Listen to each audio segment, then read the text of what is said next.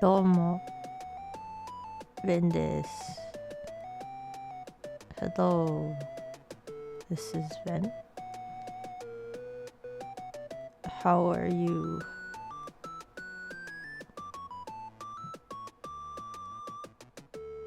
I'm going to draw something.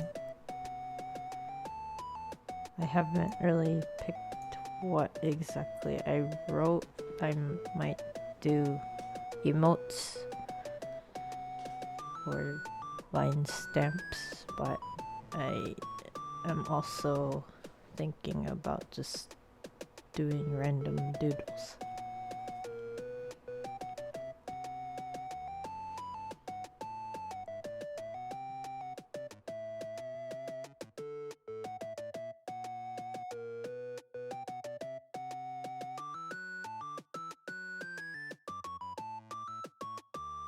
LINE スタンプか妹みたいなの書こうかなって思ってるんですが、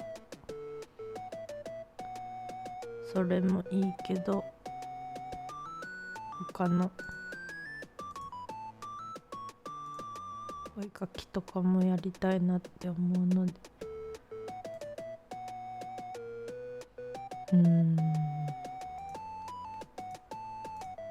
まあちょこちょこやっていきます。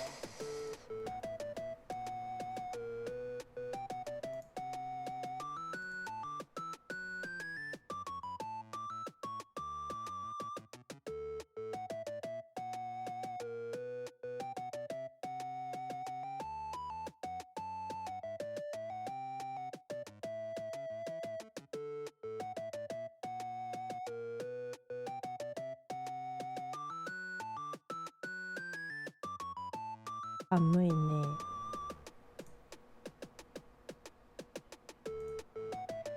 It's pretty cold where I'm at.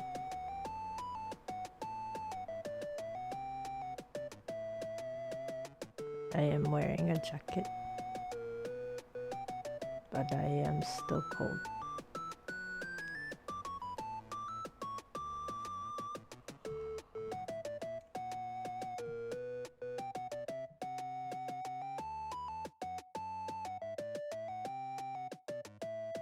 寒いのでジャケット着てるけど、それでも寒いよ。室内だよこ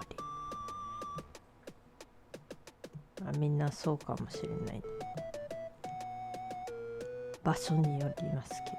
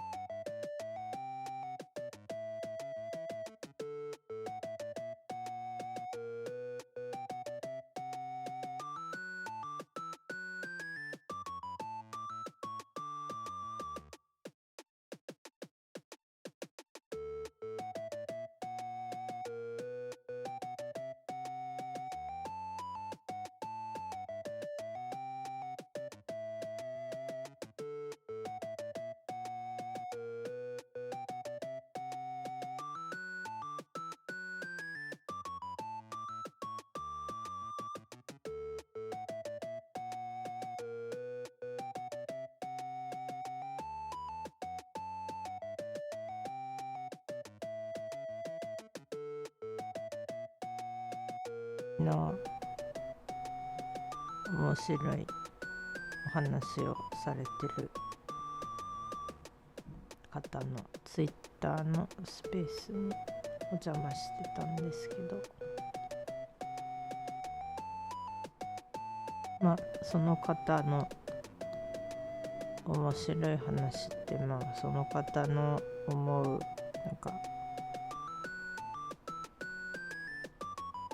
VTuber のあり方とかどうしたいかみたいなお話しされてて、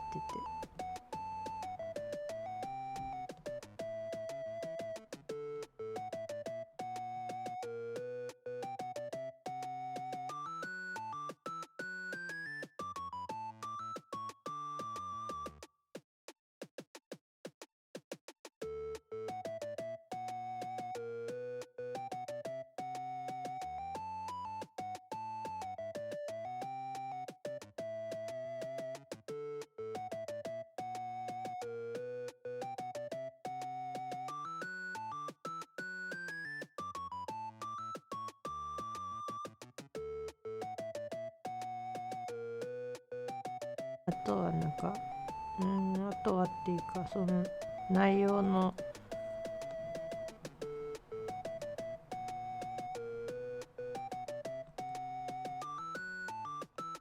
途中で出てきた面白いなって思ったのは、やっぱり個人でやってる方と企業とかがついてやってる方って、もちろん宣伝とかもそういう事務所とかの方がもしよく知られてるなら知られてる分、そりゃ見てもらえるわけで、個人でやってるのだともう自力だから、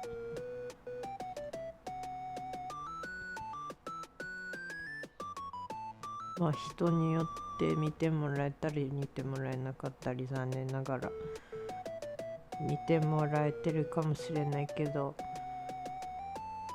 実際そういうファンの方からあまり教えてもらえないでやめちゃう方もいるし、そういうお話もあって面白いなって思って、あとは面白いっていうと、もちろん中には個人でやっててすごく注目浴びて、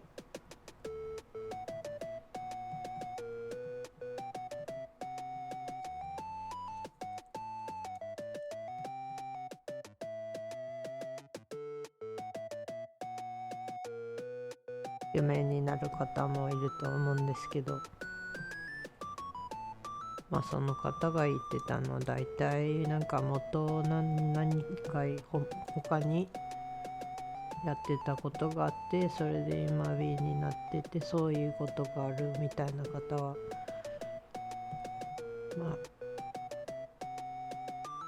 注目浴びることがあるから、そういう方も少なくはないっていうのと、でも多分一番面白いのは、その個人でやってて、もともと何をやってるとかも何も、先に立つ経歴も何も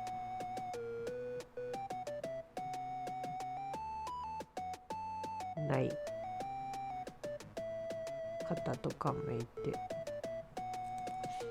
じゃあどうやって個人で無名で急にじゃないけど無名で、しかもあまり活動っていう活動もしてなくて、そこまで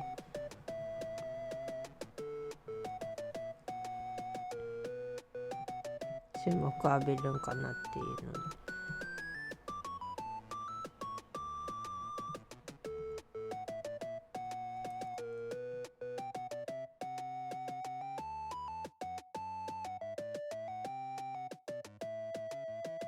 お金で、ね、残念ながらあれですけどね、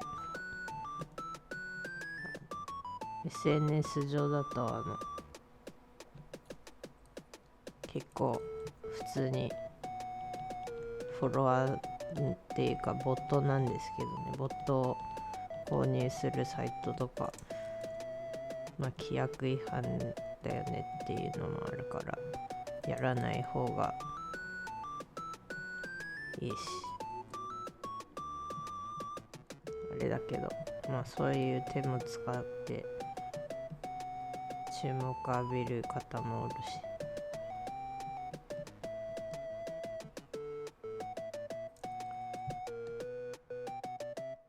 でもよく考えたら SNS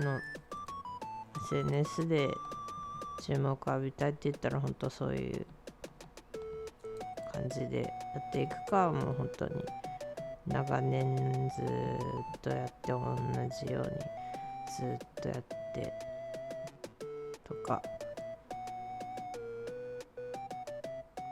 そういう風にやっていった方がいいのかな、いいとは思う。自分はそっちの方がね、実際に数字だけじゃなくて見てくれる方も出てくるっていうわけで、多少は差があると思うんですけどね、なんか人にもよるし、どんなご縁があるかもわからんし、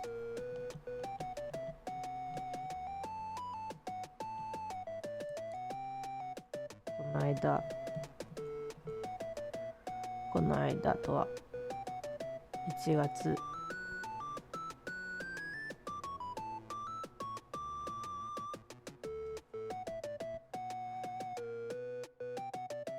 今週のことだ。今週の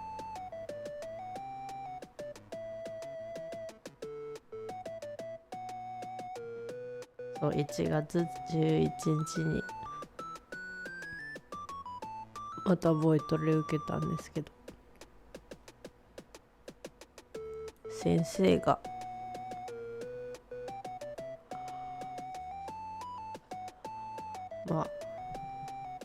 なんか半分ぐらい俺が愚痴ってたんですけどね、結局何を愚痴ってたかっていうと、他の方の伸び方をやっぱり見てると、自分とはコンテンツ違うからっていうのもあるし、性格もやり方もいろいろだから、比べて何かなるとかないから本当はダメだなって自分で思ってるけど、やっぱりそういうこと考え始めると、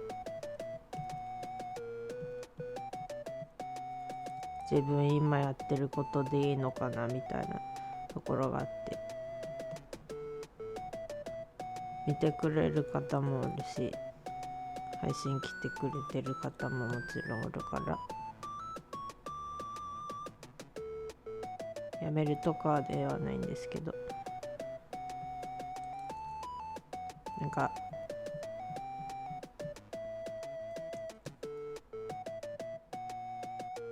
あれかな、俺の場合なんか絶対に来たいって思わせるようなものって何があるんだろうなっていう、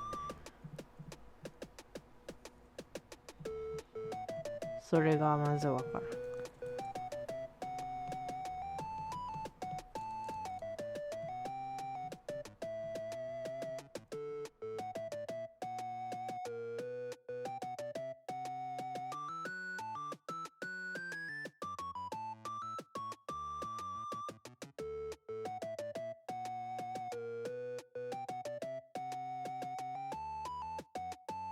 Long story short, I basically was talking about like a Twitter space that I went to, and I heard a little bit from this other person who's also a VTuber, and they were like, it's hard to like really get popular as someone who's not a part of like a big group or like a company, because there's obviously, like, depending on the company, they have like a reputation, and then, you know, they already have kind of fans that are like interested in the brand more or less, and not necessarily like the actual like person behind the whatever. I guess that's not necessarily true. That's just like one way to look at it. But then if you're doing it by yourself, like me and a bunch of other people, a lot of other people in fact, well then, you know, it's like, how do you even get noticed unless you already like know how to promote yourself? And also, like, what do you get noticed for? Because sometimes like you do the same things as other people, and like other people will get somewhere, but like people don't like necessarily care that you're doing it.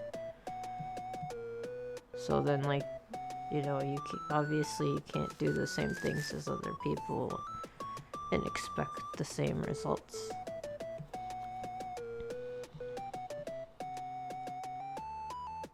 What else did I say? I talked a little bit about how it's interesting because some people do, you know, like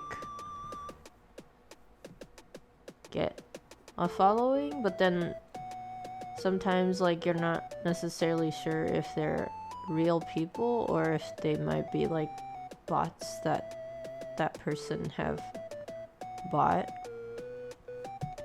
especially if it's like someone who is starting off from scratch with like no other background information, and then they have like tons and tons of followers. I've seen people like that, and I don't know how that works and how they manage to gain that much like in such a short amount of time, like relative to when they make the Twitter.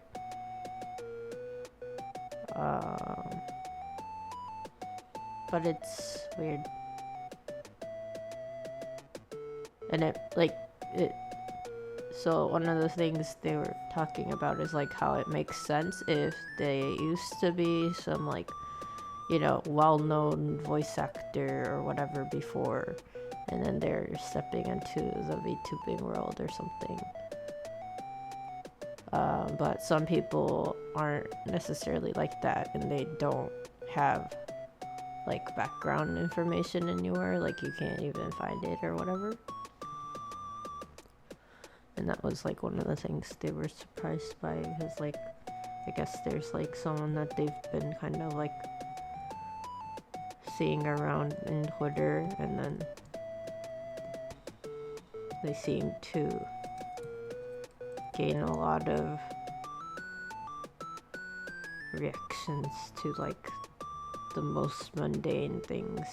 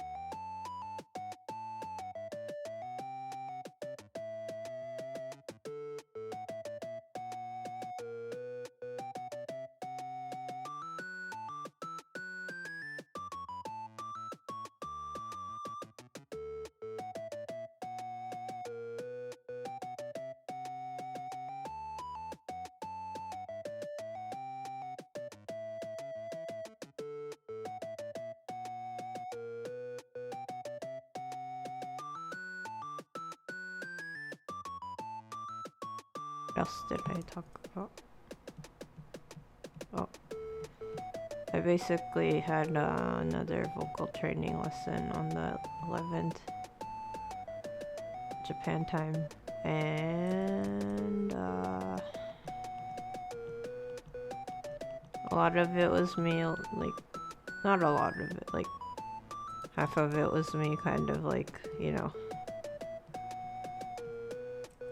getting all sad because I'm like, okay, I see all these, like, I know a bunch of like Twitch VTubers now, and I know for a fact that they're like way different from me, and most people do like a lot more like talking.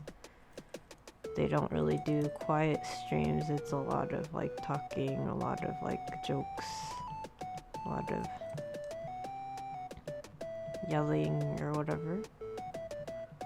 And I have no intention of doing that kind of content because I don't think I'm like the right person for it anyway.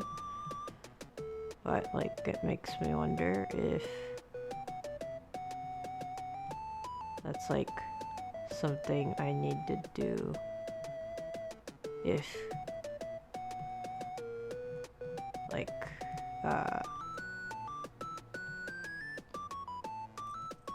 at least like, you know, relatively speaking, I've been streaming for more than 6 months now. I started in July of 2021.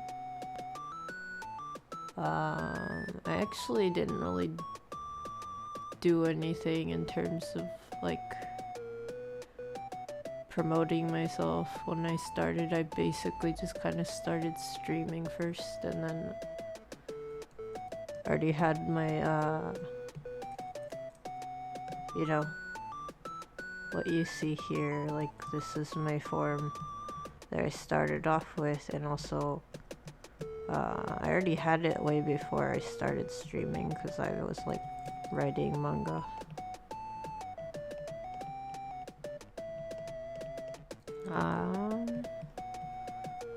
But yeah,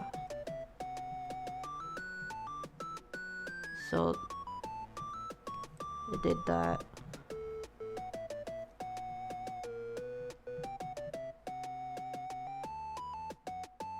But yeah, I know for a fact that other streamers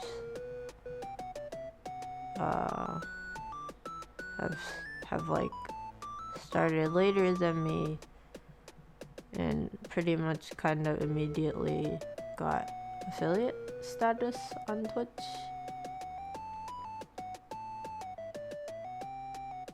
And I guess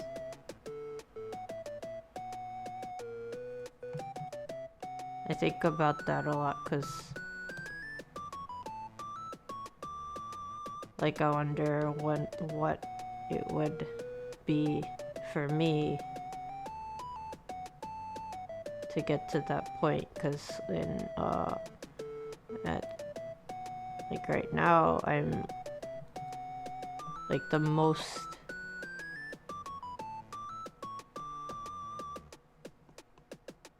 actually I think like I got over like two viewers at a time, and I was like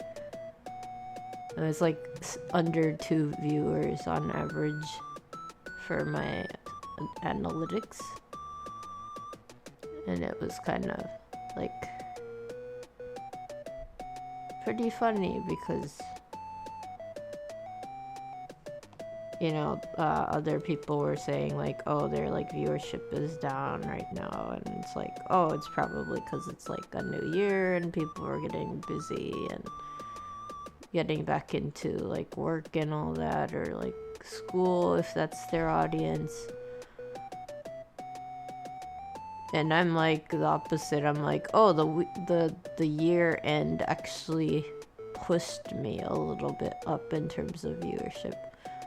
But then I think even now it's gonna like start taking again because Like my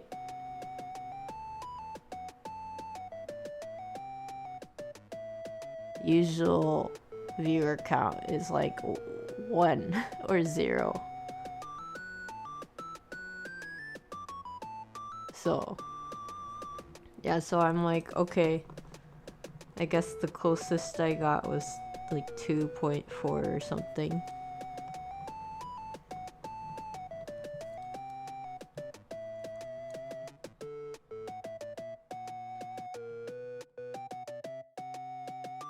I don't know.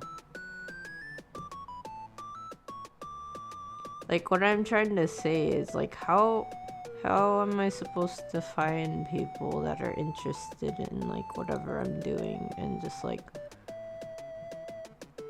want to come, like... There's so many other VTubers out there. Some are probably a lot more, you know, maybe have a lot better... I don't know what better means, like, but maybe they have, like, nice voices. Maybe they have, like, a certain look to them.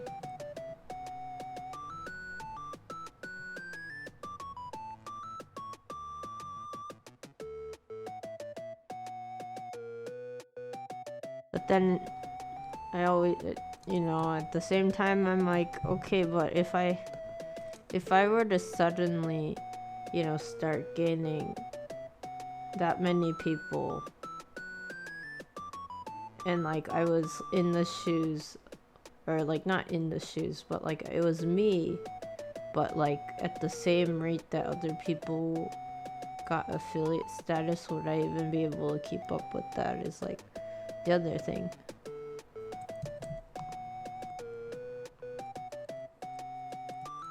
And I was thinking, like, even if I got it,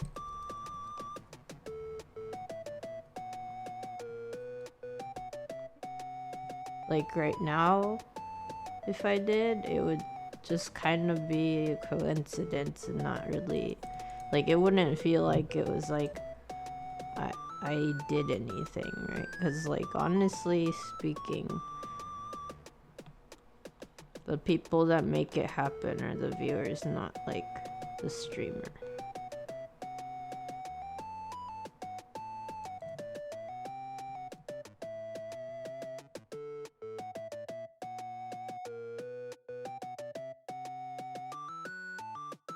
But then, like, you think, oh, like, well, I've seen at least like 2 people around me who have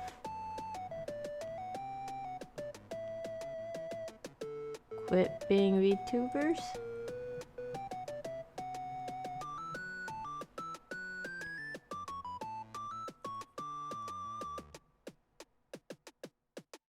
Like, and these are people who had like 1,000 followers or whatever, right? And I'm like, okay, you get to that point and you have like that many followers, like on YouTube, which I think is a pretty big deal.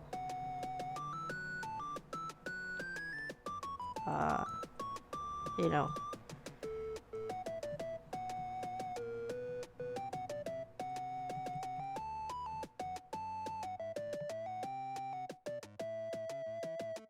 Guess it was just kind of surprising. It's like, wait, you have lots of fans, don't you? Like, I don't know.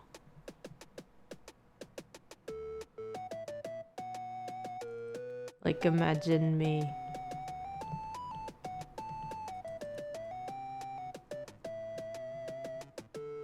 I'm like, what if I was in their shoes, right? I'd be like stoked if I even had that many followers.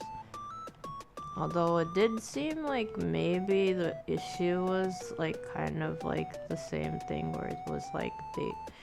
Because I do remember going to like their streams, right? And then like I would be the only person to like comment or something.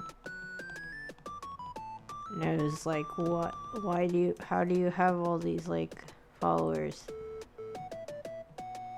But like no one talks to you.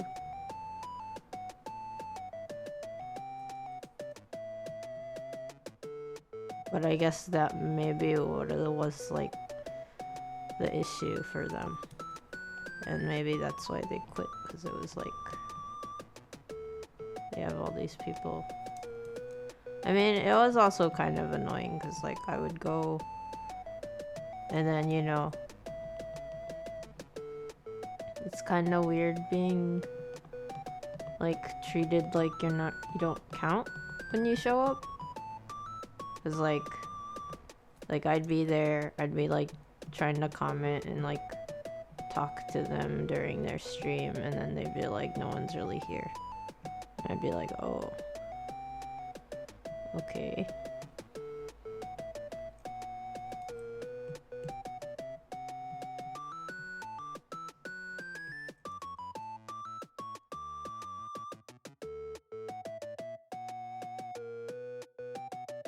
I mean, I'm assuming the no one is here means, like, in their sense, it's like, oh, no one important that I care about is watching my stream. Which, like, I understand.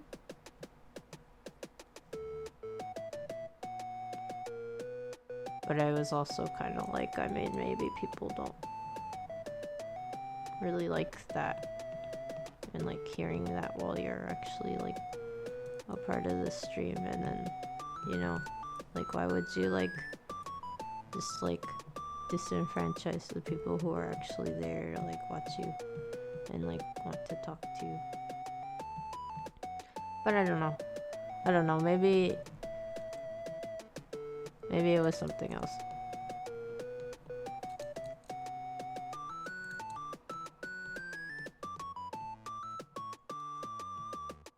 I don't know what it's like to be in their head. I just know that I for a second was like, oh, maybe people like coming to see my streams, and I know for a fact that there are like a couple people specifically that have been kind enough to spend their time with me. So like I know that there are people who, you know, despite me not screaming or yelling or making like crude jokes or like being like clever or smart and like whatever, there are people who like still come and hang out with me. So you know, they're out there. It's just like, how do I find other people who are like that to like be a part of like I guess my community?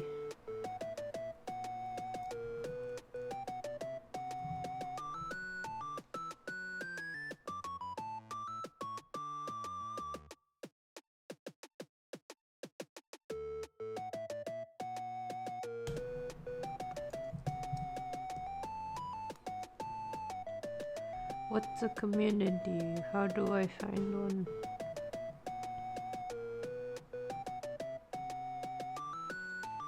I do have a Discord that is relatively private, kind of, and it's specifically like for people who I know want to interact with me, like outside of streams.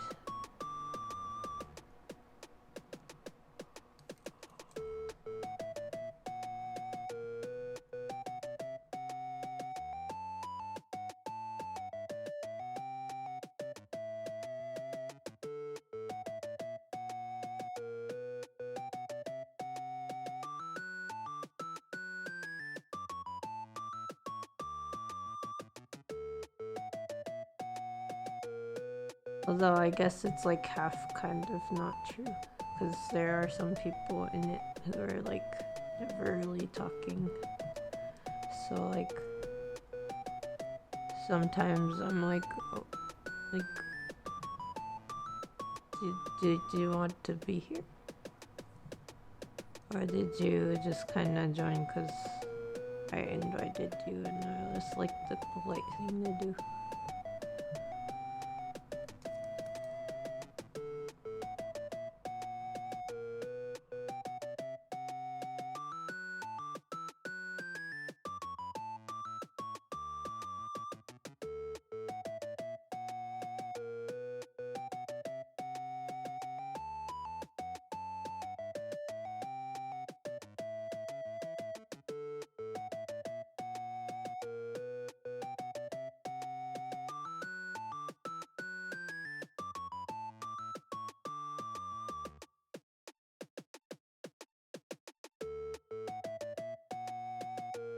Went off on a tangent, but I was gonna talk about my voice training lesson, and what my trainer said was basically like, for at least for me, in my case, not necessarily anyone else's case, is that I may be just like one of the people, that someone has to kind of like find over time, because I don't like do anything that's like super flashy that would be like, immediately attention gathering.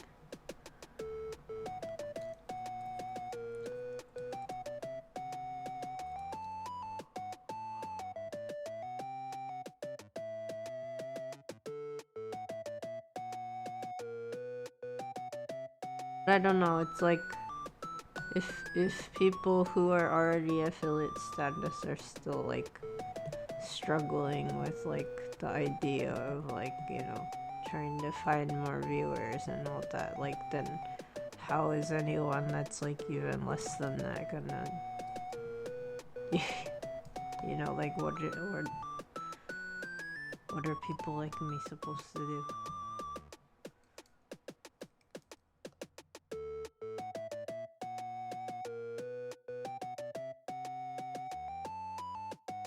And then like the other thing is like, it's like I'm only talking about numbers in like analytics sense, so it's not that I think like I don't want a lot of numbers, like I don't want to have a bunch of like people that just like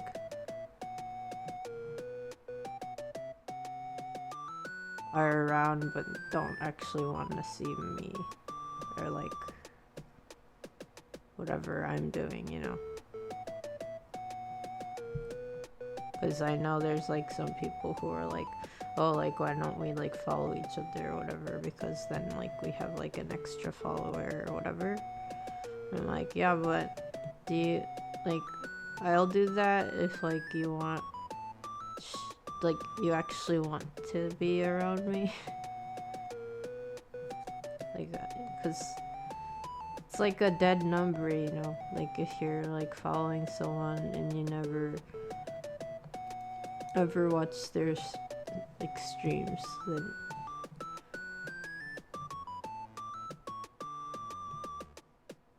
it's like you just kind of become a number.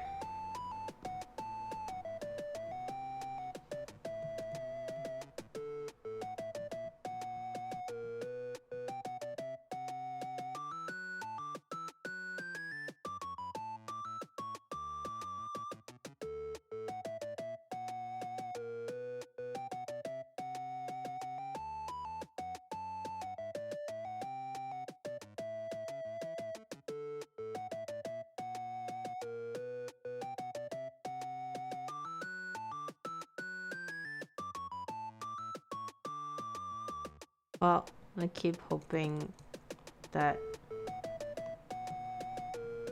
my voice trainer is right.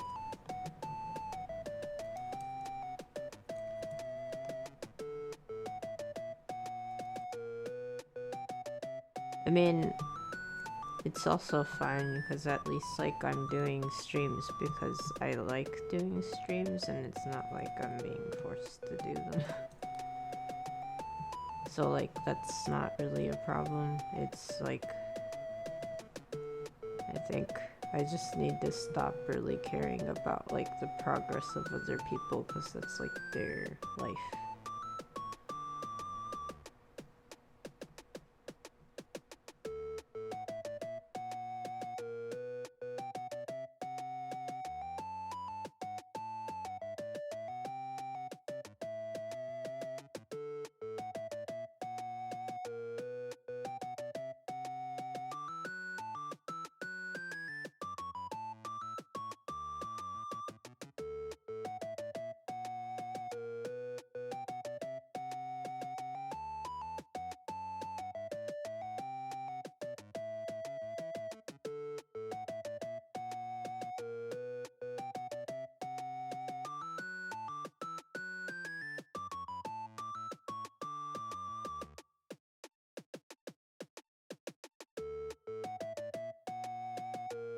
でですね、人の成果と自分の成果を比べてどうするっていう、分かっててもやってるけど、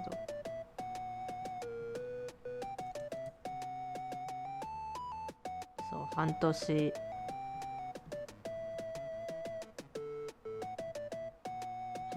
やってます。スイッチ配信だが知り合いはみんなアフィリエイト。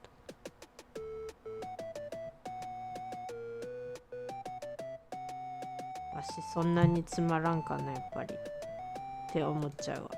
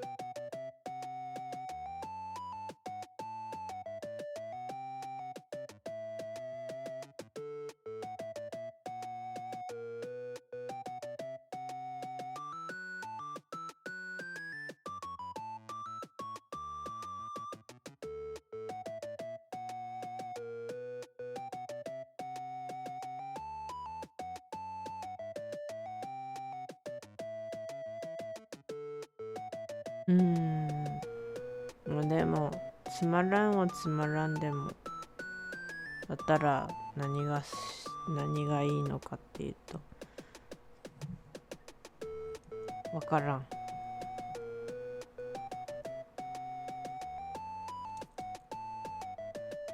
あとはなんかお話ししないといけないみたいなあるじゃないですか。なんか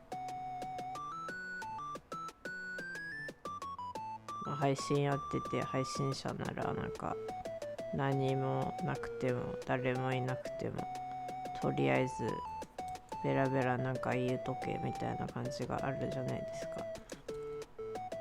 でも本当になんかさ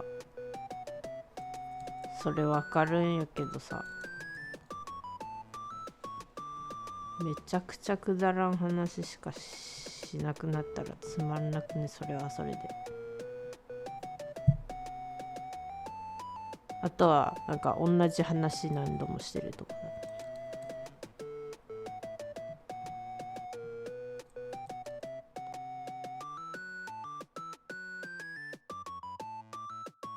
あれの場合なんか銀継ぎ家のお話とかしてもいいかなっていうのはあるけど、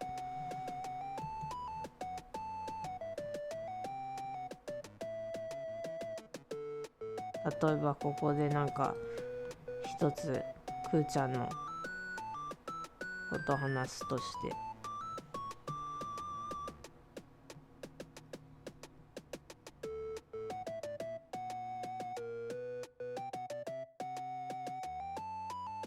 まあアーカイブ見てる方もいるからわからないんだよね、それも。なんか誰が何をどこでどういう風に聞いてるかっていうのはわからんから。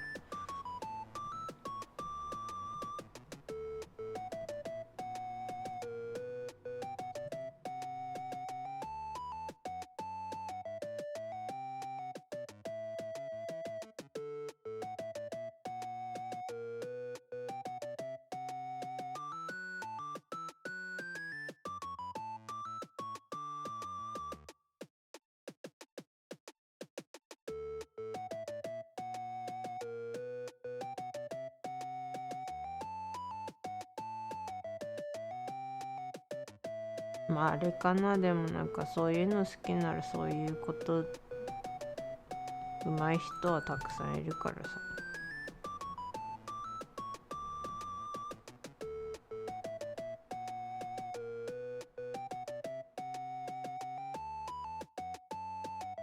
無限に口が止まらないっていう感じの方はいっぱいいるから、その方たちのところに行った方がそれはそれで楽しいと思うっていうのもあるし。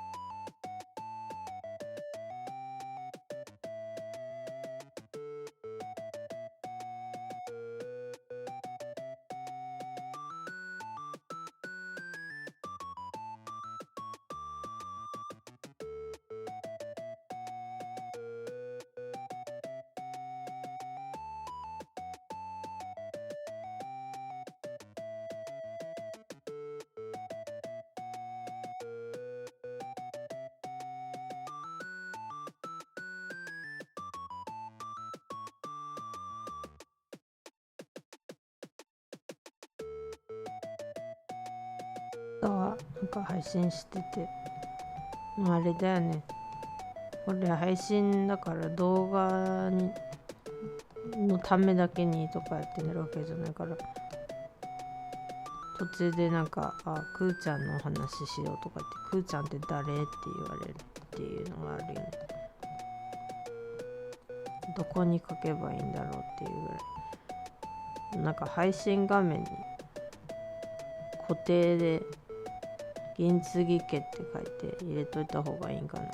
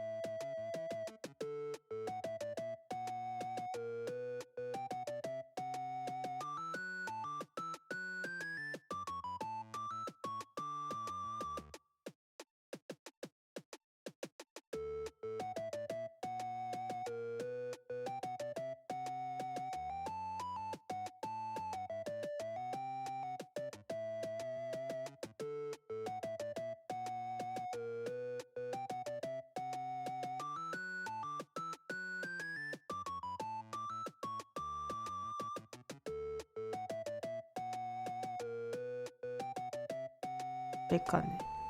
でもなんかお話とかしなくても VTuber でやってる方もおるしな。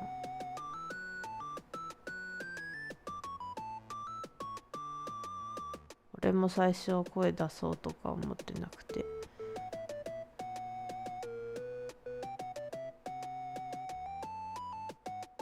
ただ静かに絵描いたりゲームやったりだけでやっていこう思ってたし。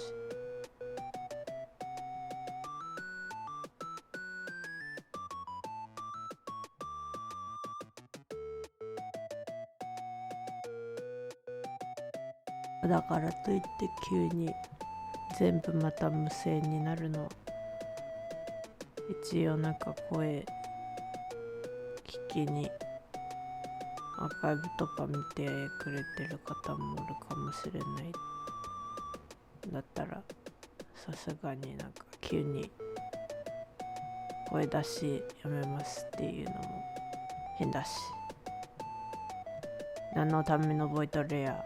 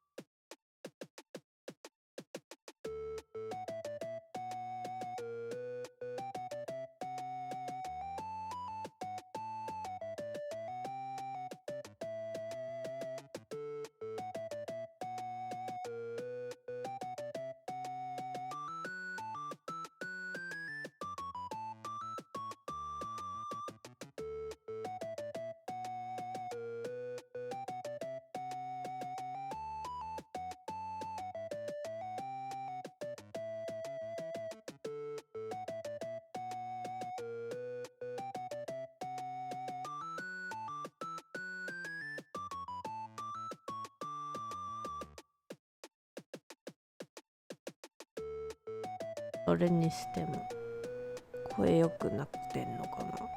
あまり変わってない気がするけど、今のところボイトレ何回やってんだっけ。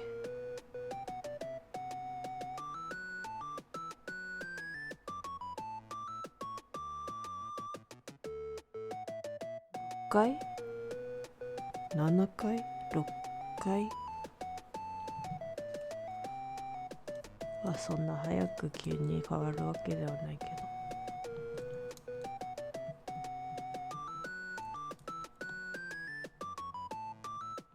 なんかありますよね。なんか配信者のなんか抱負ではないけど、なんか目標で何人まで達成する言うてやってる方おるやないですか。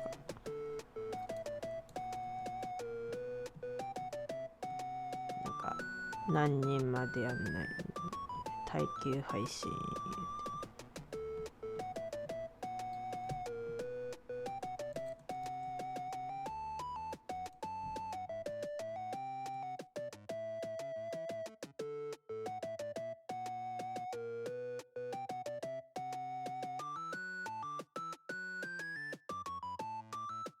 耐久配信、耐久配信っていうか俺の配信ほとんど耐久並みに長いから別に配信の長さはどうでもいいんですけど、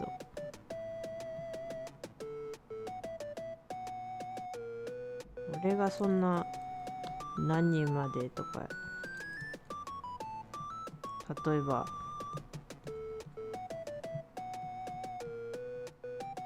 なんか今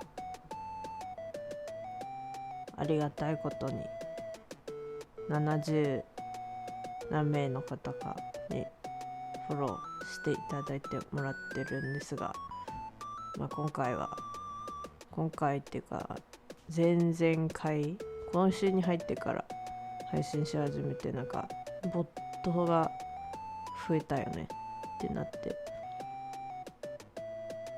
配信中フォローはされるんですけど、つい先ほども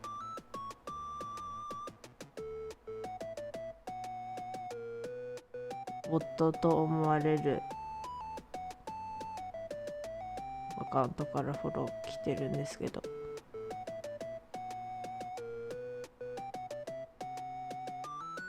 フォロワー数達成するまで配信やめないっていうのってなんか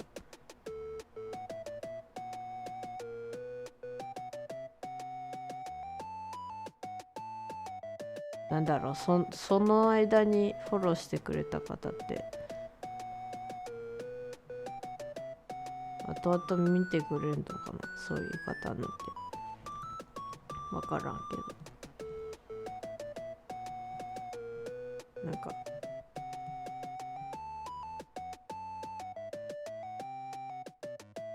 俺には分からん。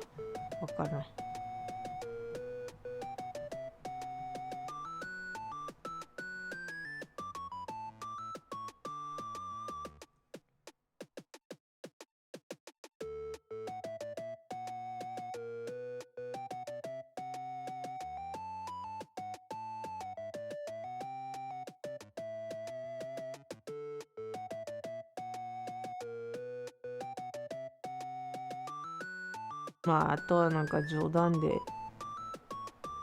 知り合いの VTuber の方と同じような悩みはあったりするけど、その方の方がはるかになんて言うんだろう、なんか面白いなって思うのが、その方はもうとっくにアフィリエイト条件達成されてるっていうか、毎回誰か見てくれてる方が3人以上いるっていうわけで、毎回じゃなくて平均の28日間の過去の配信の時間で割ってずっと3名以上っていうわけなんですけど、それ達成視聴者さんがいてくれてるから達成できたっていうやつですよね。それはいいんですけど、なんか俺に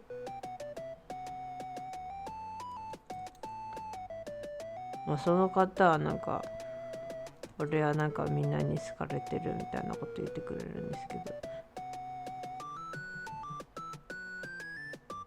あれだよね、なんか物の見方っていうやつですよ。好かれてるってどういうことなんだろう。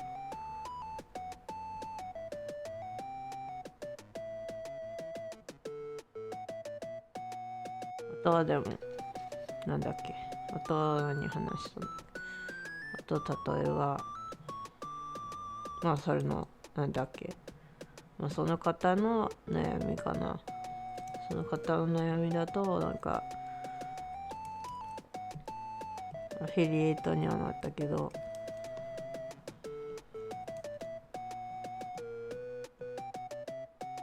感覚的には誰もじゃないけど、なんか来る人少ないなっていうのはあるんだろうな。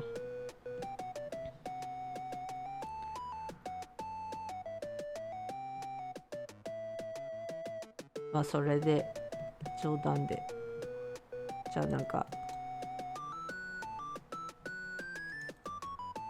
まあベンはね変形とかもできるし、めっちゃボンキュッポンのなんかお姉ちゃんみたいな人間さんになってとかやったら増えるんじゃねみたいな、そういう冗談言ってて、いやそういうもんじゃないし、あとはそれやったところでそれを見に来てくれた方に他のコンテンツ見てもらえるかって言ったらまた全然違うし、あとはそのキャラっていうか、なんていうの、その見た目を自分が維持したいかっていうのですよね。俺の場合なんか変化好きだし、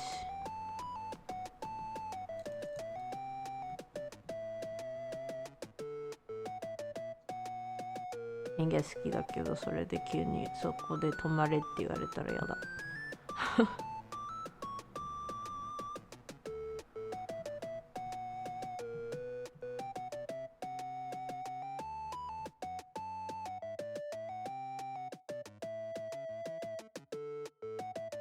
まあね、お話とかね、なんかスペースで公共の場で誰が入ってこれる、誰でも入ってこれる、誰でも聞いてられるっていうようなスペースでね、普通にまあ自分のキャラそういう理由があってそういうデザインにしてもらったみたいなこと言ってた方がいて、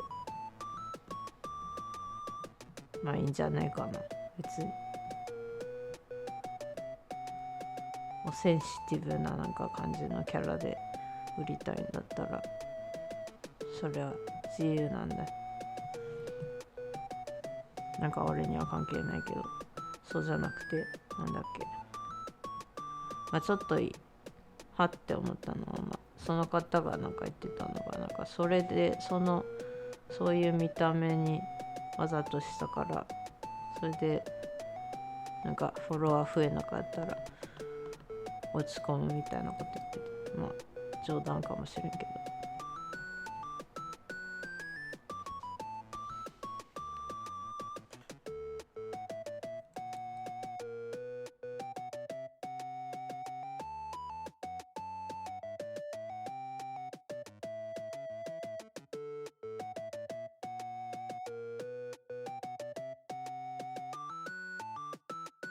なんだろうね、あれなのかな、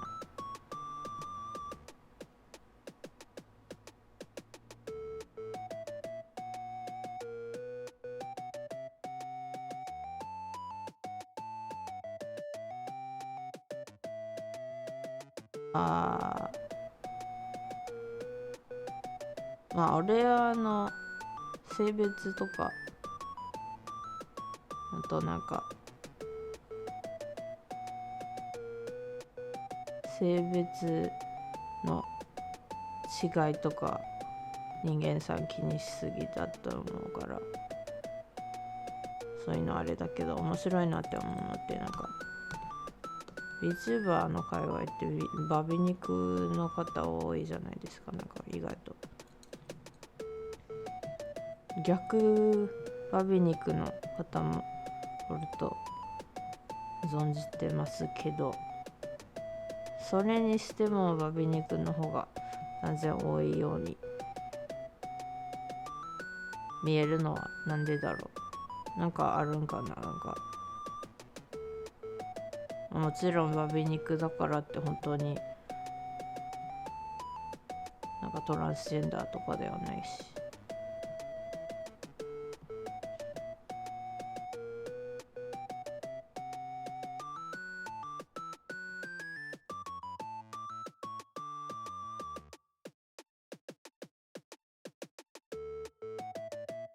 でも英語圏の VTuber さんだと性別ないっていう方とかノンバイナリーっていう方が多いかな。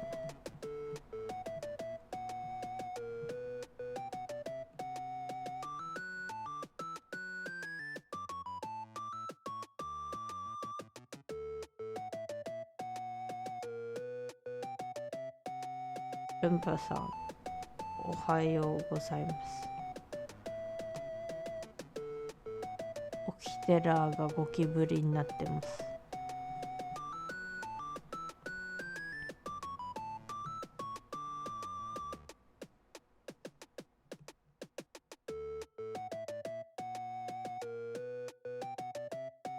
まあネットではね、そりゃなんか相手の姿も形もわからんし、まあぶっちゃけ性別って姿でわかるようなもんでも本当はないんですけどね。中にはなんかシスジェンダーのなんか、例えば女として生まれて女としてアイデンティティ持ってる方でもやっぱりなんか体格が違ったり、なんつうの、そういうのあるし。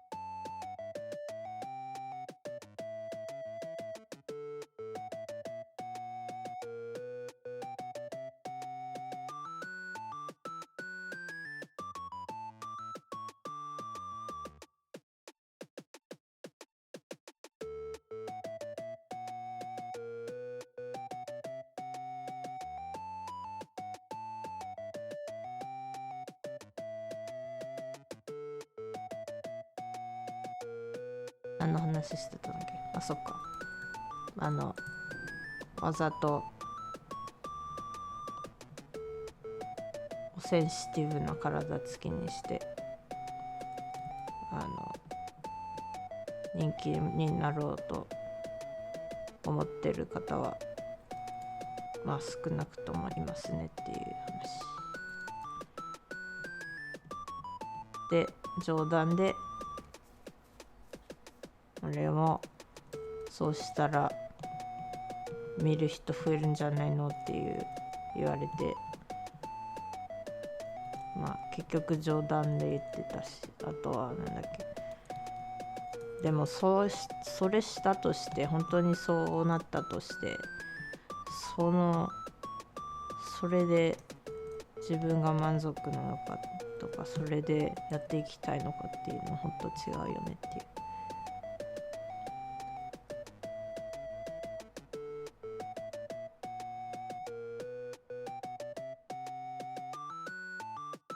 まあね、確かに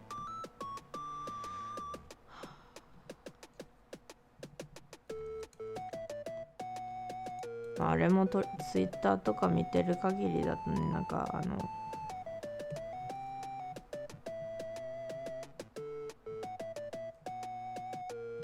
絵見るの好きっていうのもあるけど、なんかこのタイプの見た目の方受けるんだなみたいなのは確かにありますよね。なんか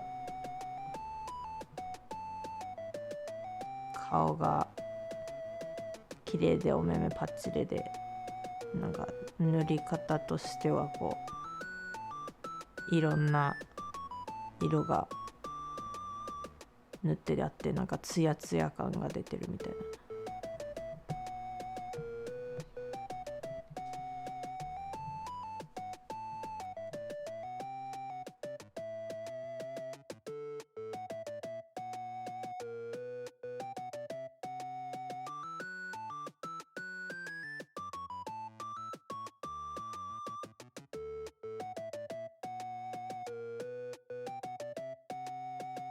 一度だけそういう風に自分を書いて反応が変わるかは見てみたいけど、わざわざなんか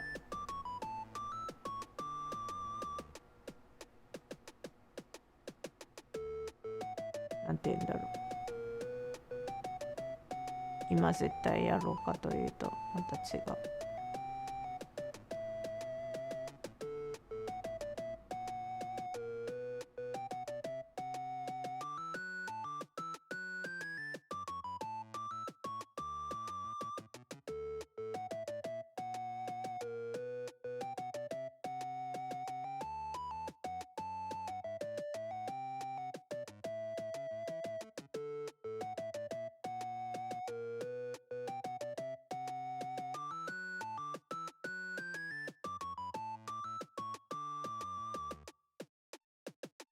ハンサム変化か。ハンサム変化。でもなんかハンサムもやっぱりお顔がいっぱいあるから、コードウェイのお顔か。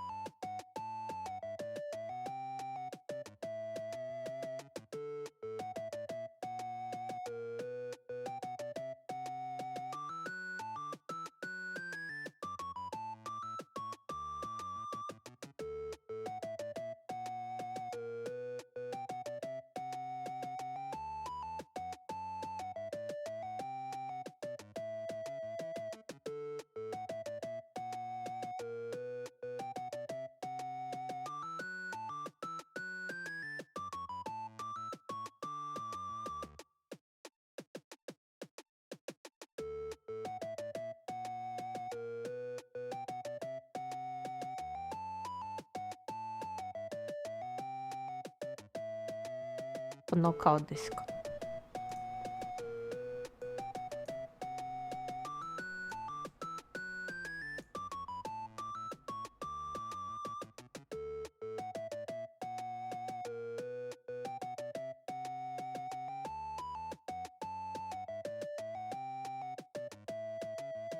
例えばモンハンのライズの PC 版を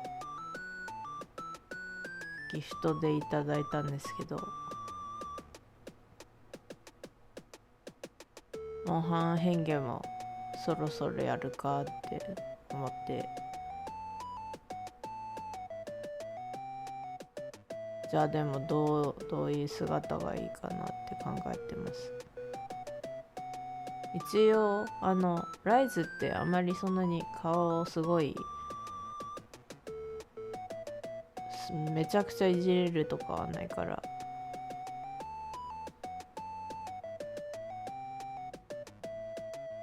あれですけど、何があれですけどね。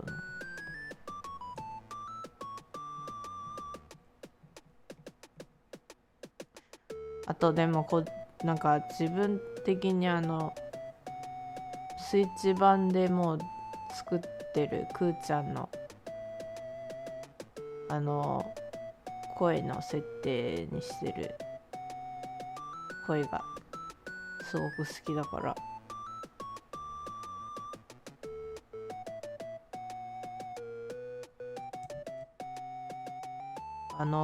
声は絶対まだ使いたいなっていうのはあるけど、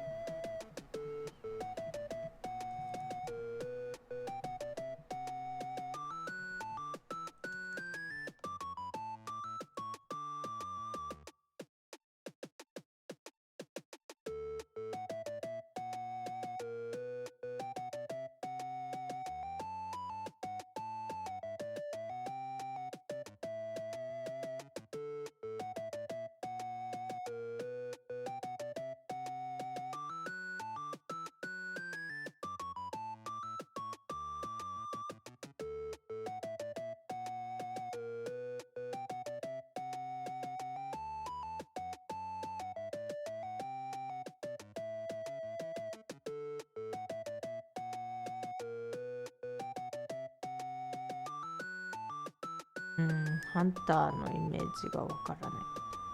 ハンター、まあ、一応プリセットのお顔があってそれに似せればいいのかな。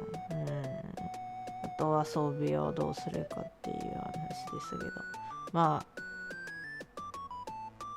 声は一緒にして、でも俺にするとして装備重ね着はやっぱり玉三つねとかかな。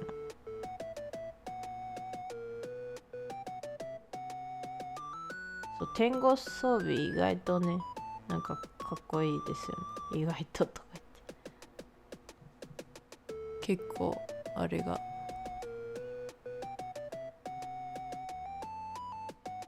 ひらひら感の羽っぽいところとか好き。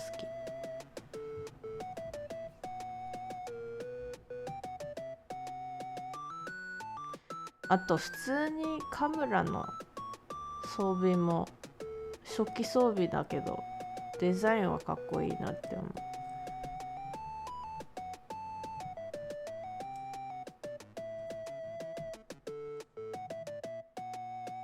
忍者っぽいけど。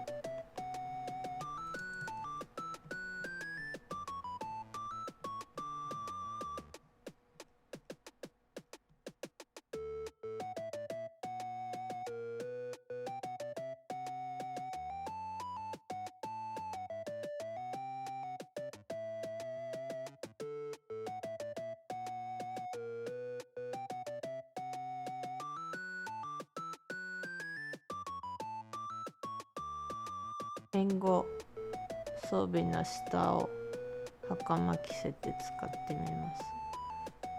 あ、袴確かに。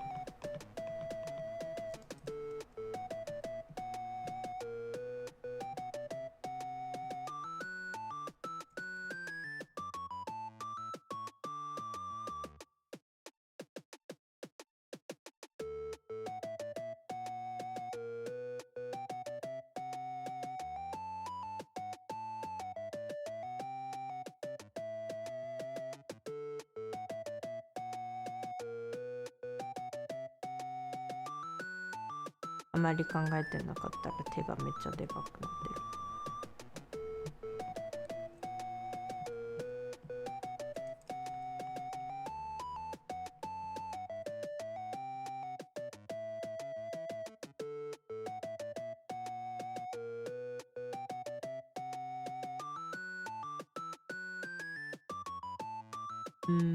狐装備かわいい。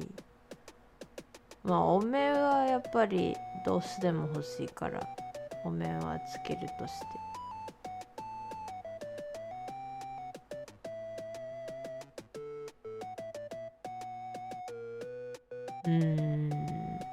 でも俺を PC 版に入れてでもくーちゃんと同じ声っていうのもまた違うかな。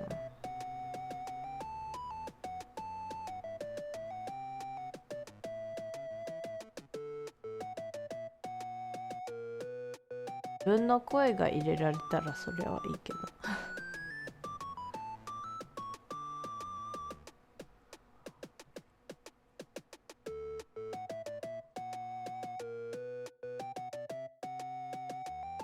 モッドでやるか。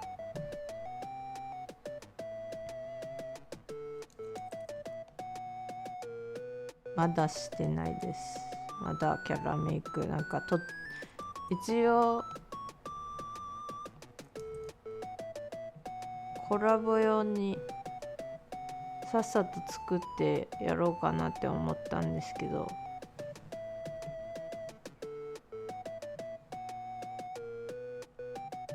俺はどうしてもそのさっさとっていうのをキャラメイクの時でできない。なんか時間かけたいっていうのがあって、じゃあ後にしてコラボなりなんなりやるんだったらそれまでにはツオツオになってればいいかなっていうので。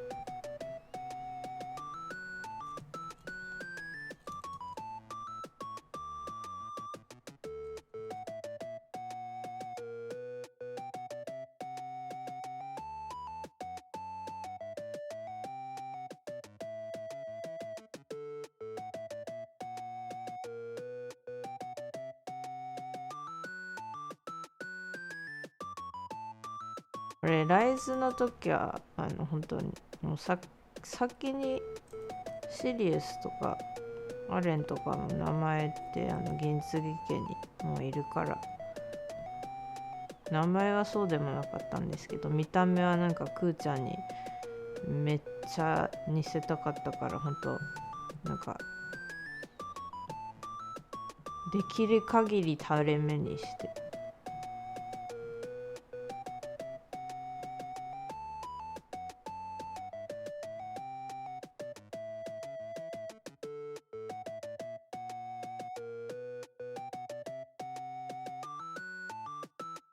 それで時間かかりました。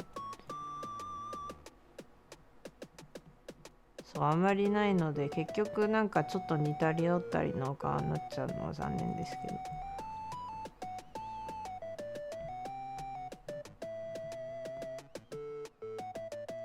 でかっ。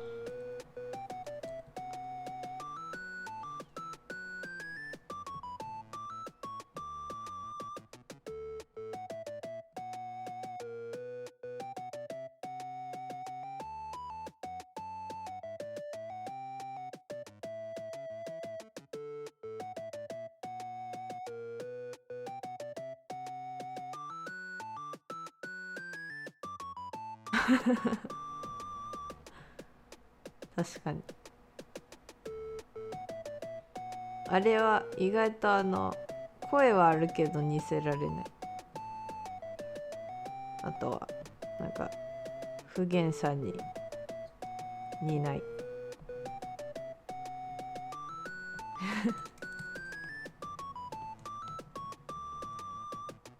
手がでかいのはいいことだ。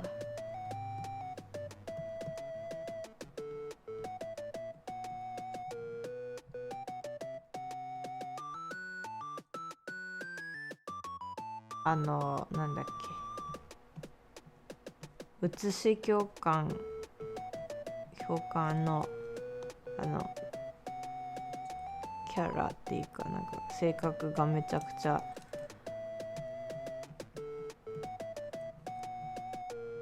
熱血だけど、不言さんも相当やなって思う。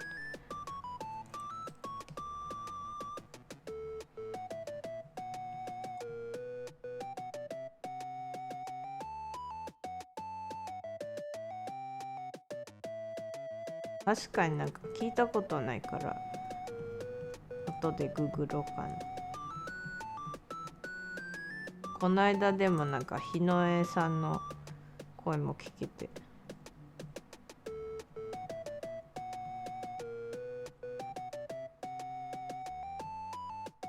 面白かった。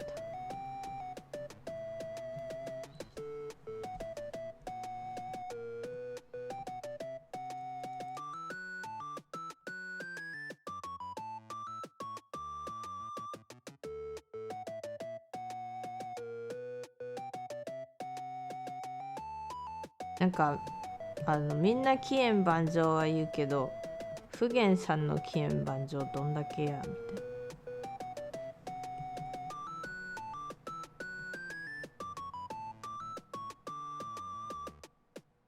あと命を燃やせが草。いや燃やさないでください。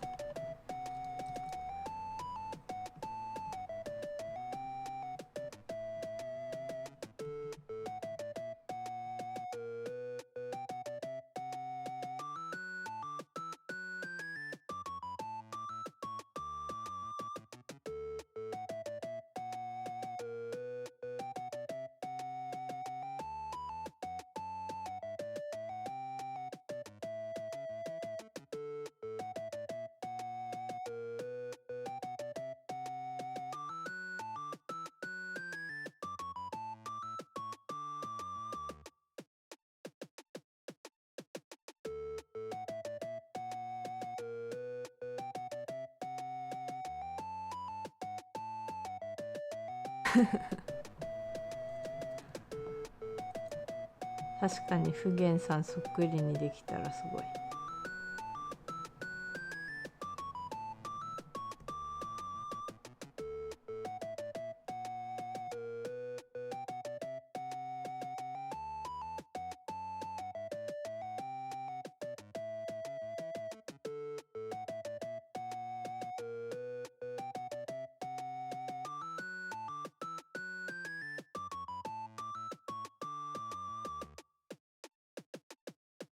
藤さ佐藤さが2人おるってなる。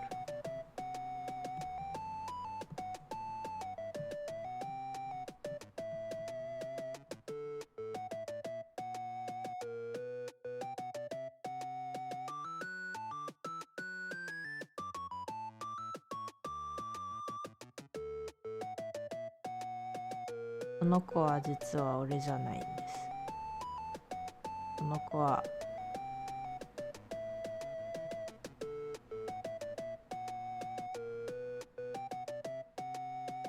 サウィンです。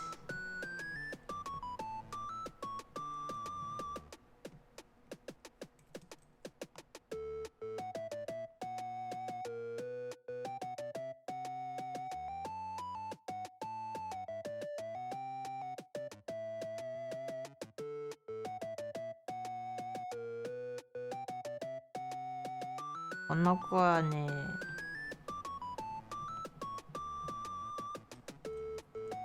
この子は妖怪と魔族のハーフです。ハーフ。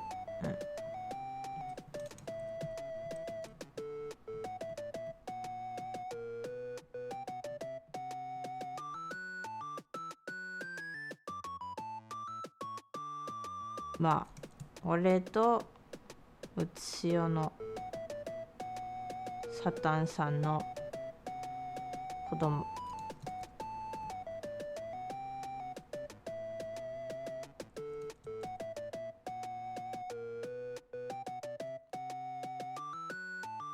から鬼と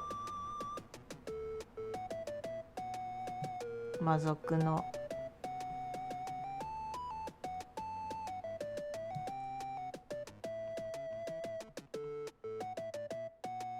ミックスジュース。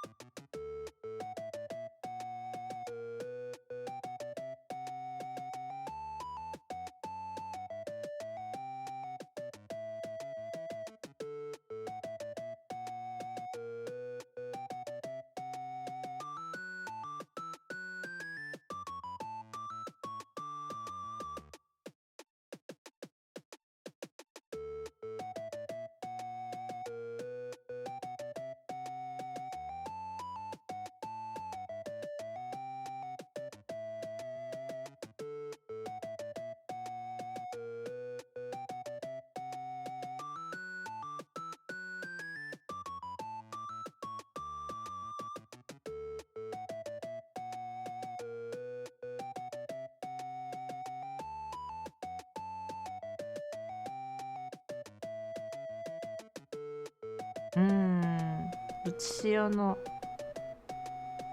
サタンさんは普通に魔界の統治者やってますね。まあでも現世でいう魔界とは結構異なるからめちゃくちゃ平和。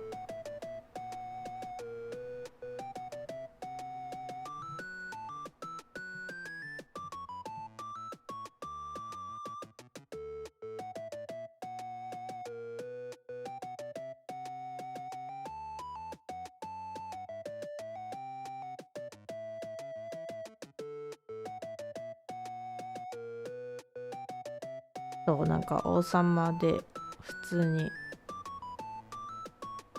遊びに、まあ人間さんは行かないけど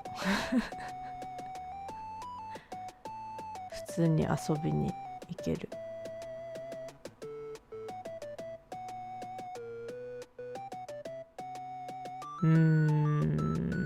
まあそうかな、そうなるのかな。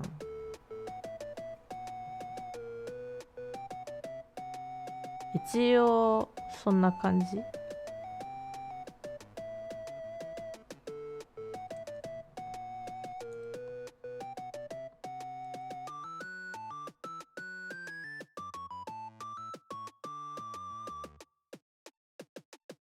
まあサウインでかソウインか。ソウインってまあソウインでもサウインでも読めるからあれなんですけど、ソウインのお話は今のところはどこにも載せてない。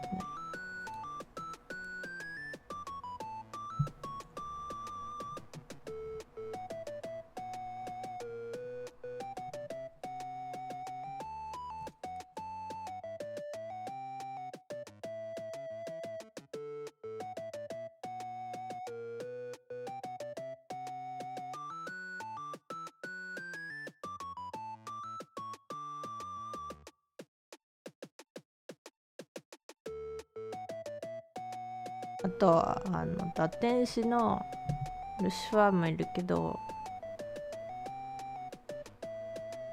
立場が違う。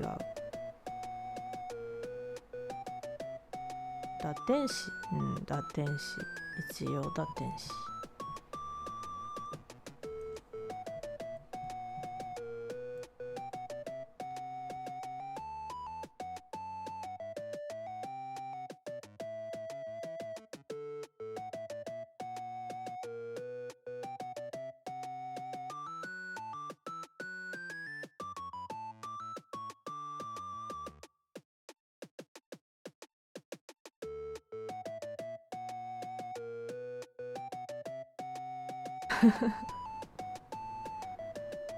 そう。あとね、くーちゃん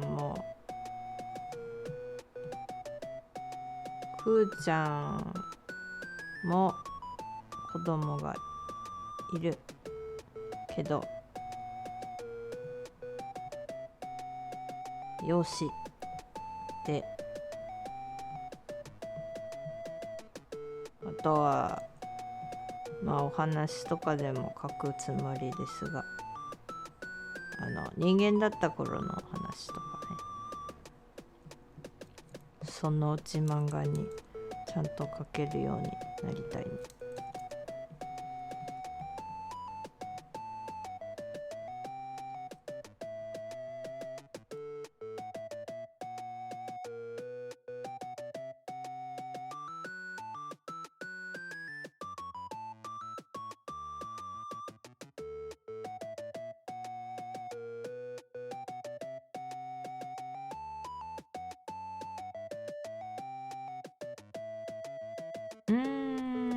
一人っ子かな。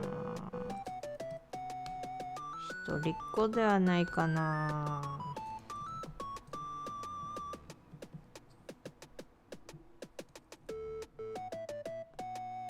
まあ俺の子だって言ったら一人っ子かな。でもなんかサタンさんが他に普通に子供いるんじゃないかな。わからん。魔族の方は結構そういう感じのなんか実はっていうのがあるから。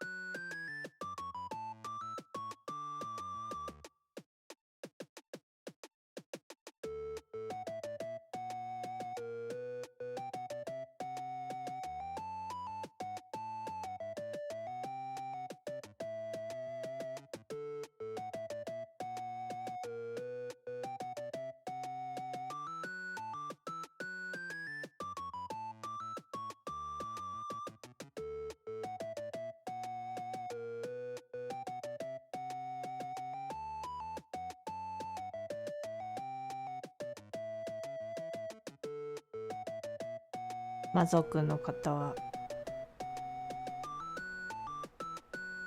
おセンシティブ。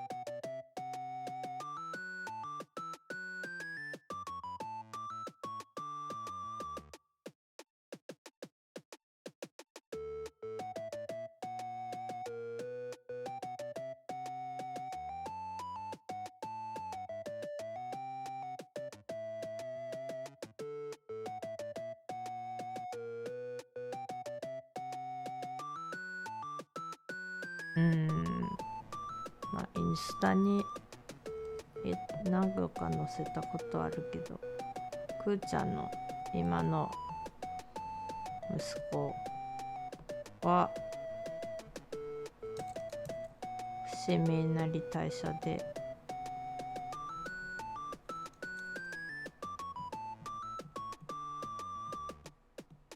現世の伏見稲荷大社で働いてる空港の白い狐さんが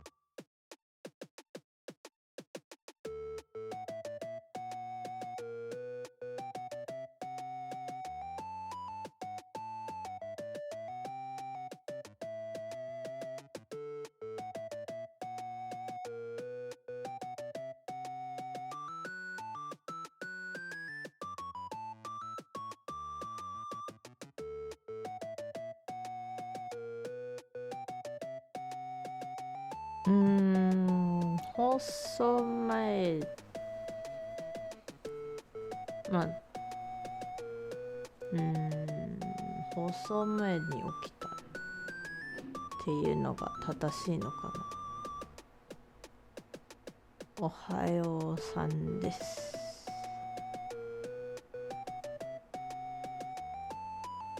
おはう。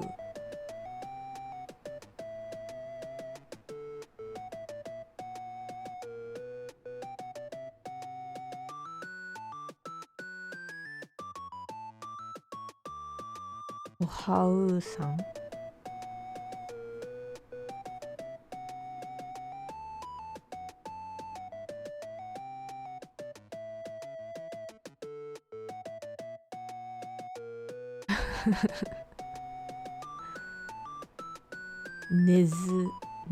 寝ないルンバさん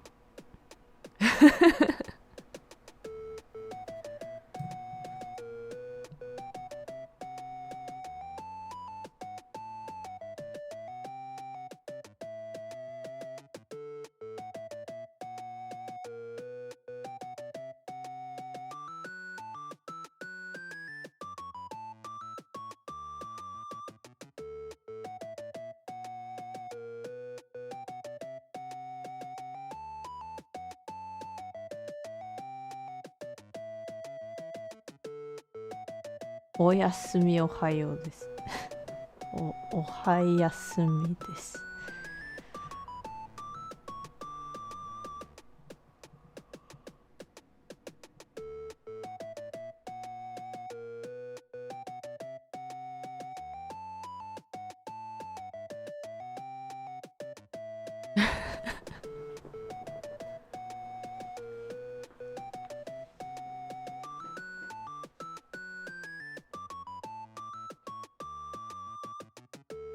シャドウデビル。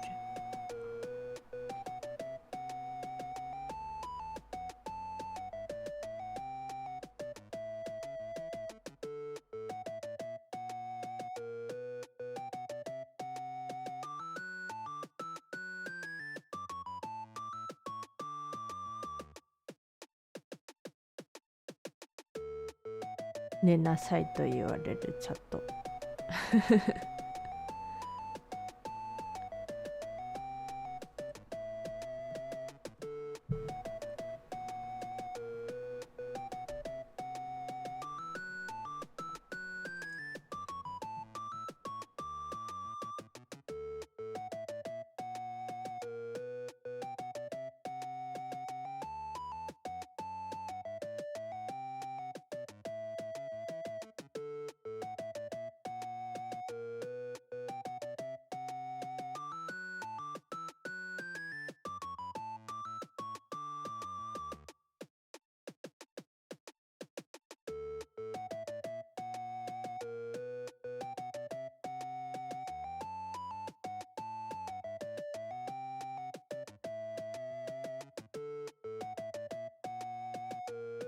土曜日は寝ないんだ。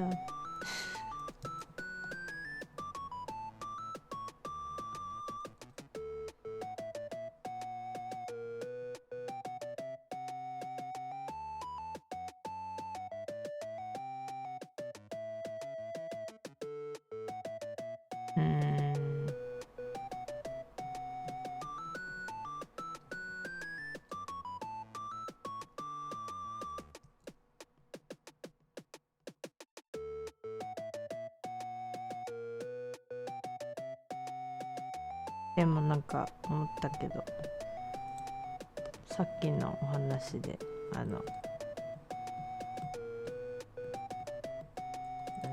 姿をなんか万人受けしそうな姿に変えてみるみたいな話で、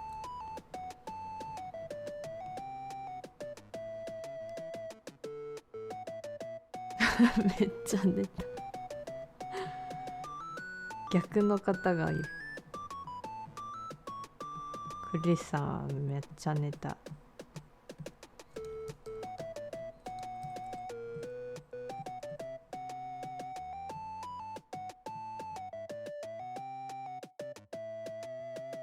つも朝早いのでいいのではないですか。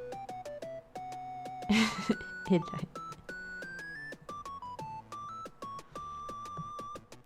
それが急になんかその VTuber 見てる方がだいたい好きなタイプのなんか姿に変化したとして、なんか急にめっちゃくちゃボンキュッボンな姿で出てきたらはってなりそう。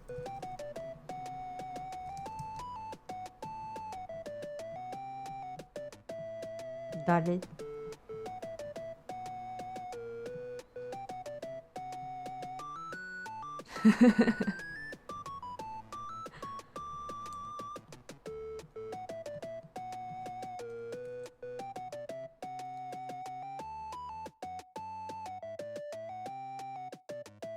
まあ変化でメスとかなれるけど、オスとかなれるけど、基本的無性別なんだけど。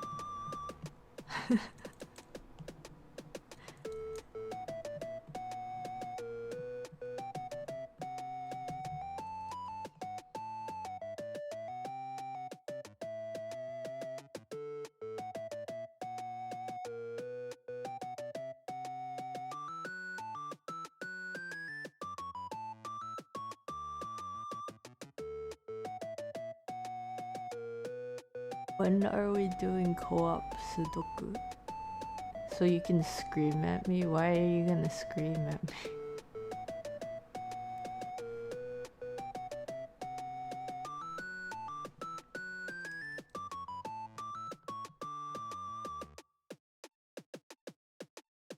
me? 急にね、変化でさ、めっちゃおっぱいビッグなボンキュッボンだったら完璧解釈違いなり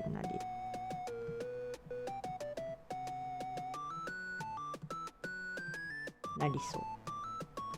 はぁってなりそう。誰？あとは自分がその姿に変化してて楽しいかって言ったらわからん。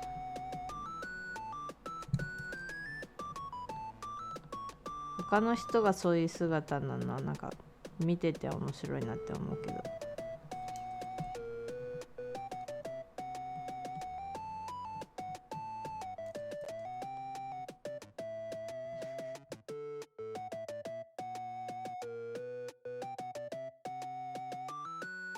Oh, I see, because I'm not getting the numbers and positions. Have you been playing that game more often?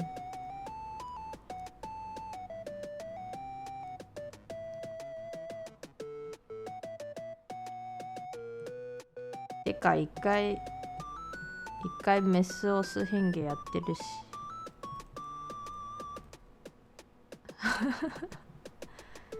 Not that often. It's okay. At least now I know that it's like for the like you can do it on a website and also through an app and not just like through Steam, and you don't have to buy it. I think you do have to buy it if you want to do the Zenkai option, which is supposed to be the hardest. But it's kind of strange that some of the puzzles are harder than others, even if it's like a lower setting. And then others are like not too bad. (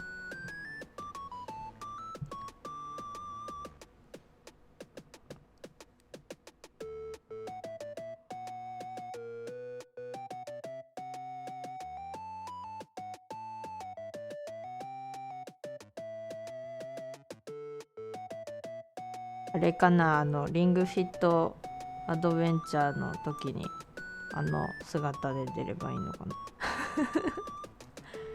ムキムキやで。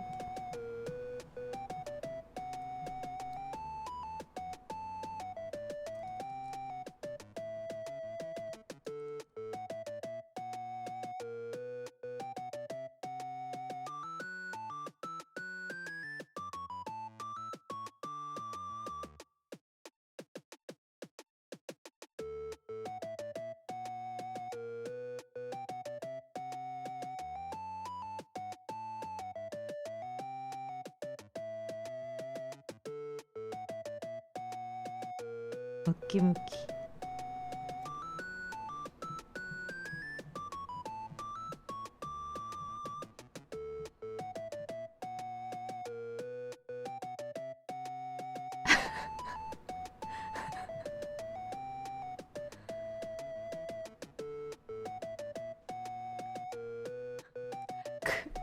クリスデブーって何そういえばVTuber とかの方で面白いなっていうのはね、やっぱりみんないろんな体型も人外さんも人間さんも好きだから、ぽよぽよなお腹でも誰かには刺さるんやで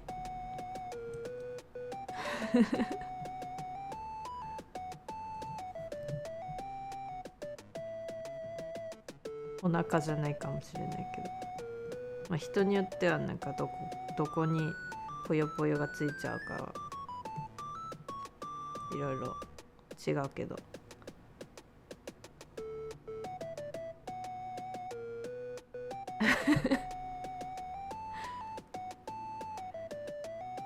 ムキムキになりたいわけではないが、ムキムキは好き。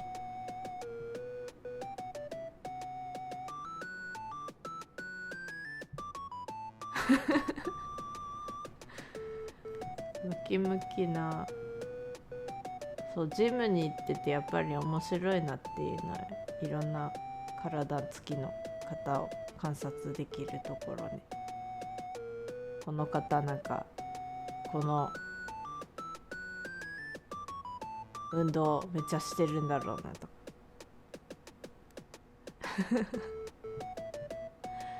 ムキムキな、そういえば筋肉が見える体脂肪率の低さが半端ない。特に腹筋、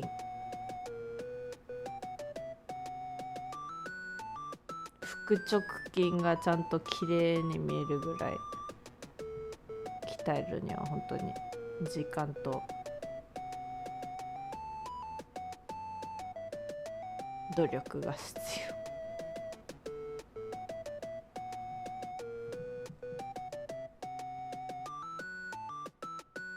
ぽよぽよな脳みそはいいんじゃないですか。もう脳みそはぽよぽよじゃないとちょっと困る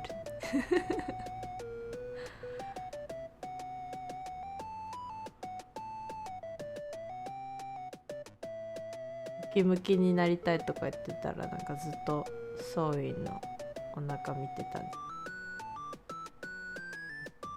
まあ、ソウィンも変化できるからね。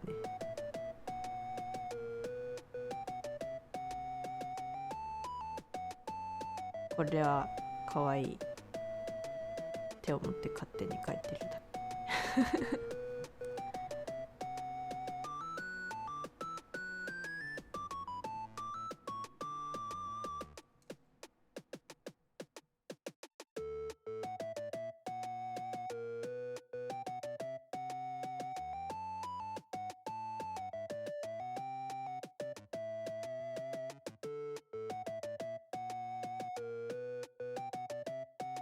足の指、あんよ。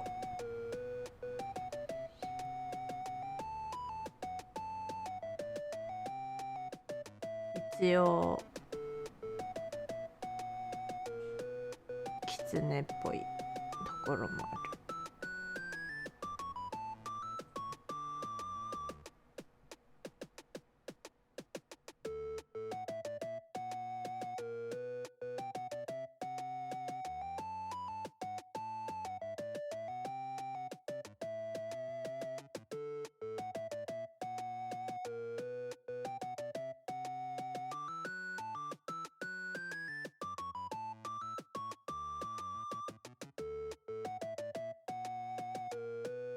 まさきたち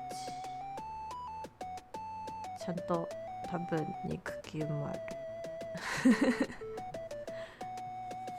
見えてないだけで。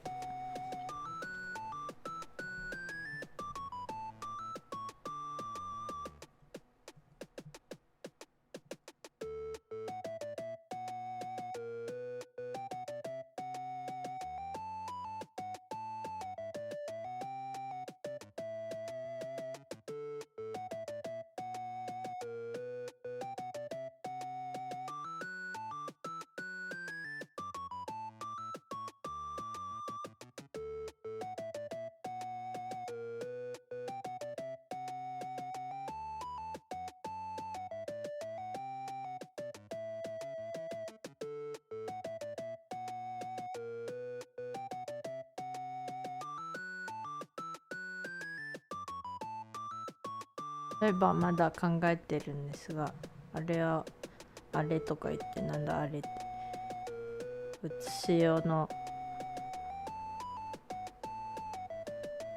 まあなんて言うんだろう、厳密に言っちゃうとね、写し用作ったの俺だから、写し用にいる全員が子供みたいな存在にはなっちゃうんですけど、まあ写し用の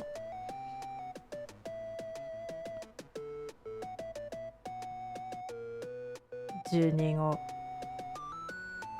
引っ張ってきて、現世で大事に、なんて言うんだろう、可愛がってくれる方を探そうかと考えてます。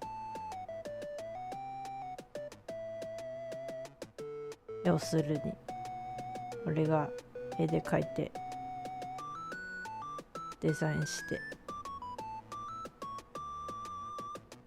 そのデザインしたのをなんか、例えば TRPG とかで使いたいとか、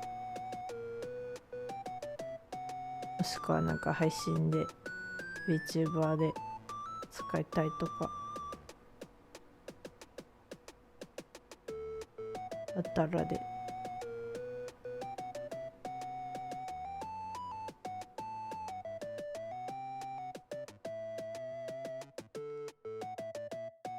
そういうのを出していこうかなって考えてるんですけど、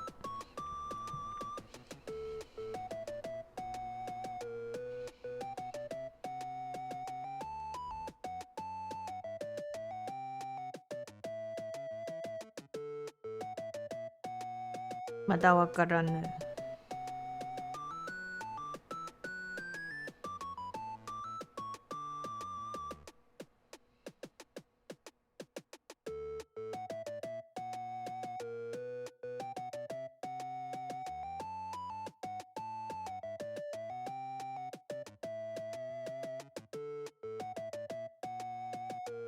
I am thinking about maybe bringing some peeps from Utsio and then finding homes for them over here. まあね、ツイッターでツイートしようかと思ったんですけど、面白い言い方で、語弊のある言い方だとね、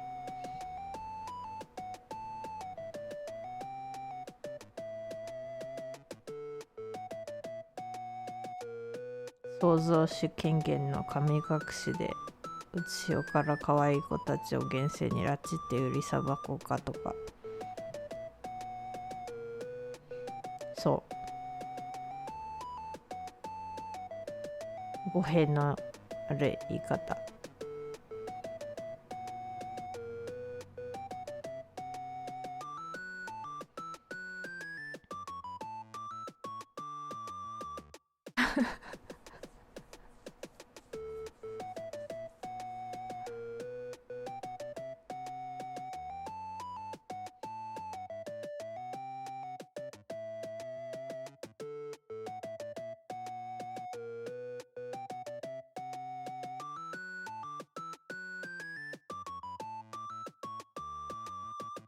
すごいこと言うでしょ。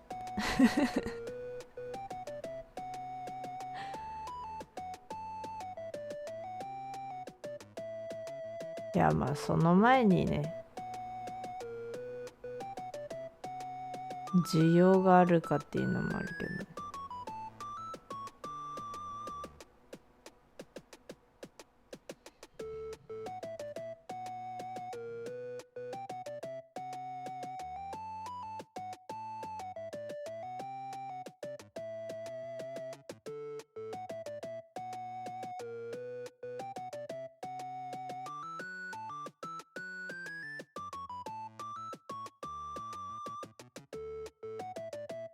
そうだ、なんか面白かったのがね、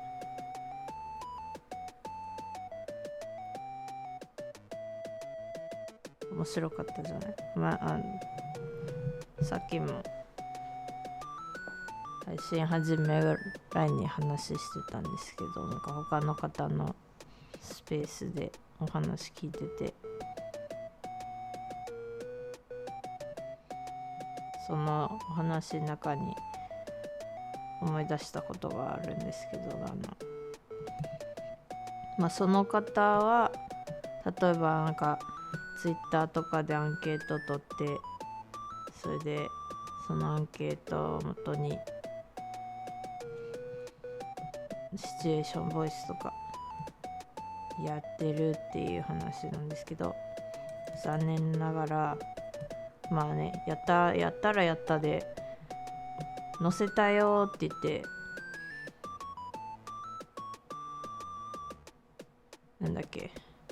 なんか何の反応もなくて、どうすればいいんだろうってなるって言ってて、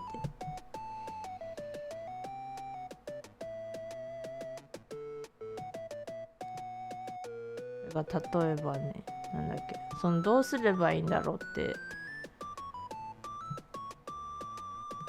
その方のなんか本当はじゃあ何が起こってほしかったっていうのは、なんか作ったんだったら悪い評価でもいいから反応が欲しかったっていう話だったんですよ。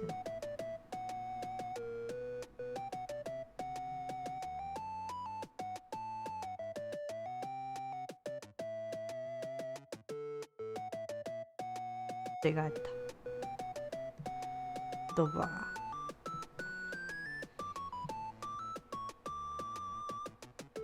そう、それでせっかくアンケートではこれがいいですみたいな誰かに言ってもらったっていうのがあっても、結局あれですけどね、ツイッター上のアンケートって誰でも反応できちゃうから、実際にコンテンツとか配信とか見てくれてるわけでもない方でも普通に返事できちゃうから、もしかしたらそういうことだったのかもしれないけどね、その方の場合は。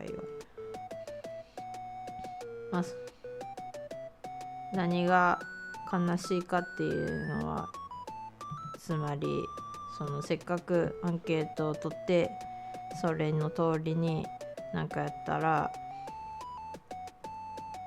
結局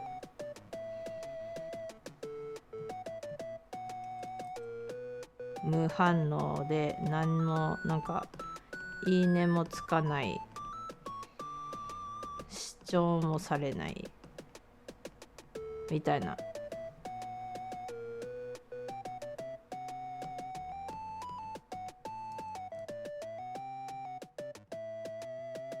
でその方は自分にお仕事ね、強制じゃないし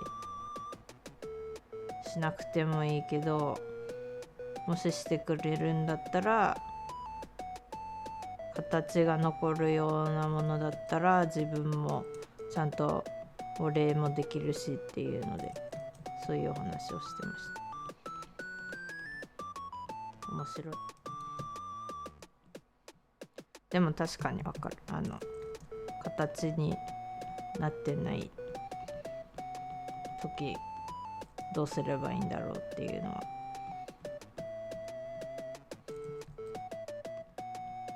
それで思い出すのは、俺が声いいなって思ってた VTuber で個人の方だったんですけど、その方戻ってくるっていう最後の言葉を残して、アカウントも全部消えてたので、多分戻ってくるとしたらまた全然違う形になるんだろうなって。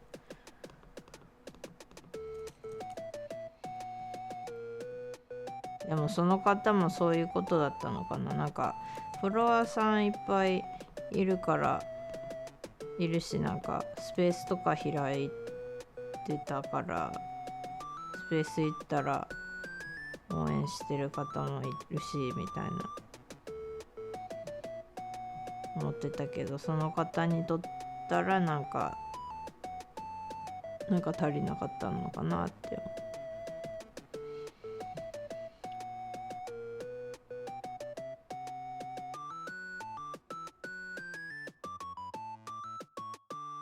まあ顔も見えないし、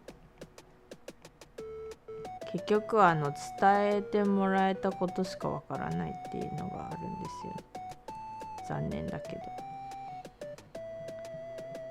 まあその方はね、まだ配信やってた頃何回か配信見に行ってコメントとかしてたんですけど、まあ今思うとYouTube のフォロワーの数に対して数と比べるとなんか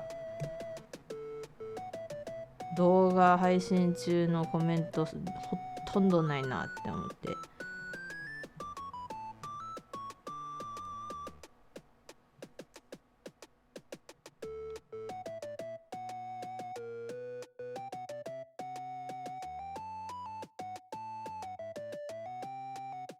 まあフォローしてる数は確かに俺も結構多いのは、まあ俺はもともと絵師さんとかフォローしてて、全然なんかなんて言うんだろう、おしゃべりするとかじゃなくて、ただ単に眺めていたいとか、この人尊敬してるからとか、そんな感じでフォローさせていただいてるので、あまりなんかその方たちに反応もらうとか全然思ってないし、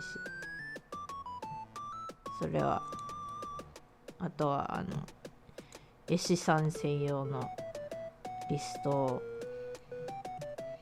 プライベートで持ってるので、そっちになんか新しい方も見つけたらそっちにポイって入れて、それとあとはなんか子さんの他の VTuber の方がよく反応くれたりお話ししてくれる方とかまた違うリストに入れてすぐ見れるようにはしてます。でも確かにさすがに600人以上になってるので、俺もフォロー数が見れるのは本当なんか同じ時間帯とかやってる方ぐらいかな、本当に。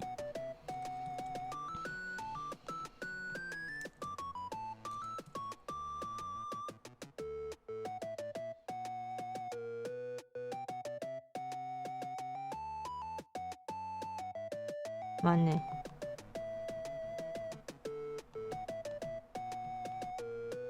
そんな感じかな。多分ほとんどの VTuber さんは俺がなんかよくフォローされるのはまあ VTuber の方ですけど、多分まあ横のつながりみたいな感じでフォローしてくれる方もいると思うけど、大体は多分なんかこの人 VTuber やってるんだ、同じだみたいな感じでフォローするのかな。まあ、あとはね、フォローしたらフォローしたでその方のリツイートとか通して他の方見つけたりするとか、そういうこともできるから、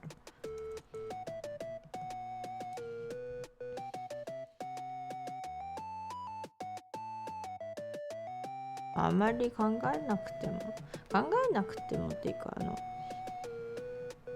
なんだっけそのさっきのお話ですけど、結局なんて言うんだろう、押すっていうのがね、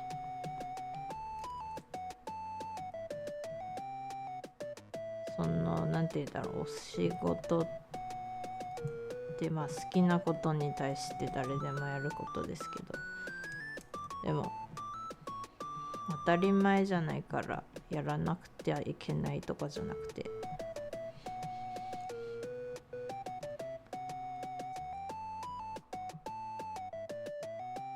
そう強制とかじゃない。てか強制だったらやばくない？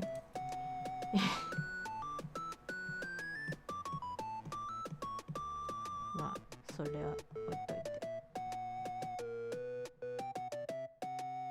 ちょっと関係ないけど、俺ツイッターの方でなんか VTuber のなんかなんて言うんだろう、大きいこうなんか全体的になんか VTuber 関係でやってる方が何アカウントか見てきてるんですけど、面白いなって思うのが一つあって、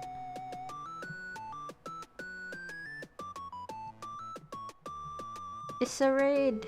It's a raid by robots. Wait, you're a robot? I thought you're an android. Hello.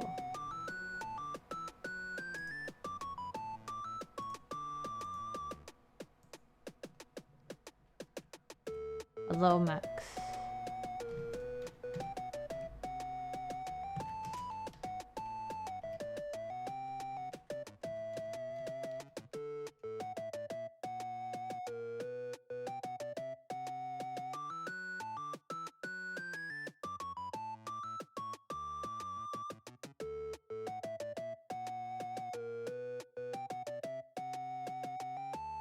I thought they were different things. Oh, okay. そう、アンケートのレスポンスもしかしたら違うのかな。なんか俺もアンケートやったことあるけど、あれが受けたんですけどね、一人だけ4択全部入れて、一つなんだっけ、手元配信だから手袋どういうのと、あとは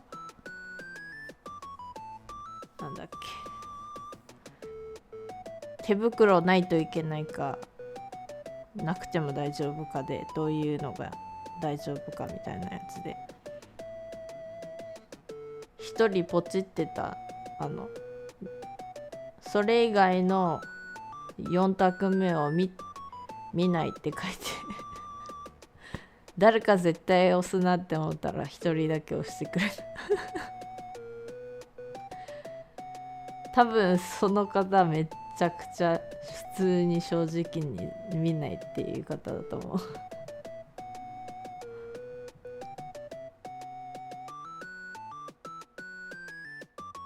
でもその他のなんか手見たくないで、なんか手袋は全体を覆うっていうやつを押したのが本当に俺の配信見て絶対嫌っていう人なんか全然見たことないけど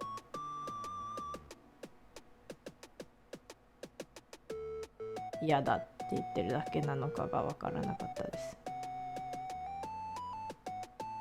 I did not cave and start drawing furries. This is my son. Son? Wait, no, they don't have a gender actually. I called them son in my head, but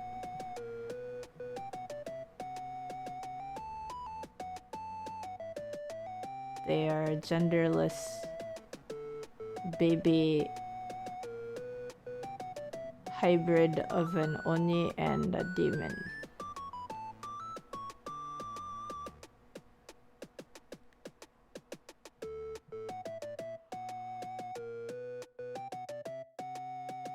Although I am thinking about maybe drawing stuff so I could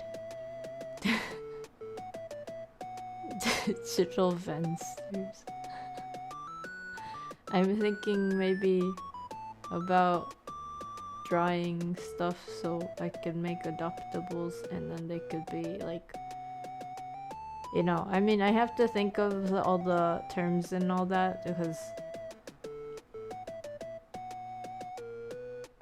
that's like a whole issue around art and like selling art, but I am considering making more like Utsio creatures or whatever and then trying to find them good homes in this world because maybe someone will want. And I know for a fact, at least now, I wouldn't be able to be like a VTuber parent. Yeah, I guess they're called adopts, yes. I don't know what they're called in Japanese, I think. But that is what they're called in English, yeah. And then I don't know what I would do about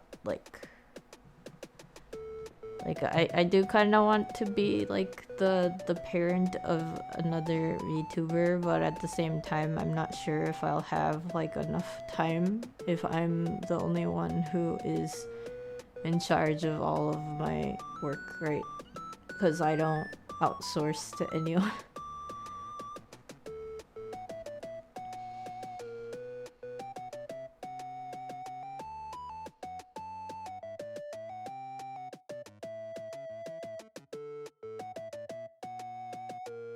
So I wouldn't be able to do like every asset that, you know, a VTuber would need. So I can't be like a full-time like a V parent, but I could. What I could do is make like adoptables. But Soin is not an adoptable. They are my baby.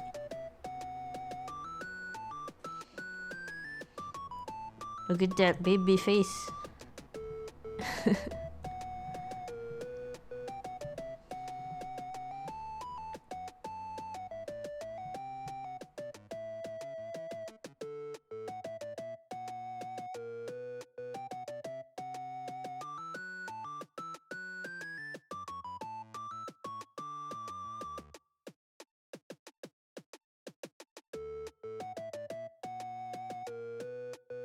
I don't know what Rodan is.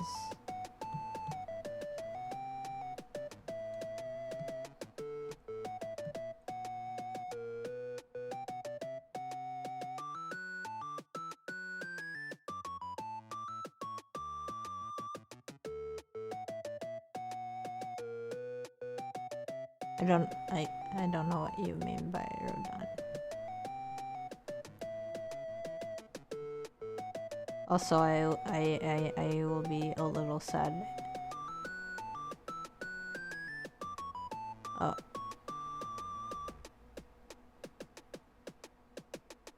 I don't even know. Oh, okay. I think I know the name, but I don't remember what they look like, and yeah, I don't know.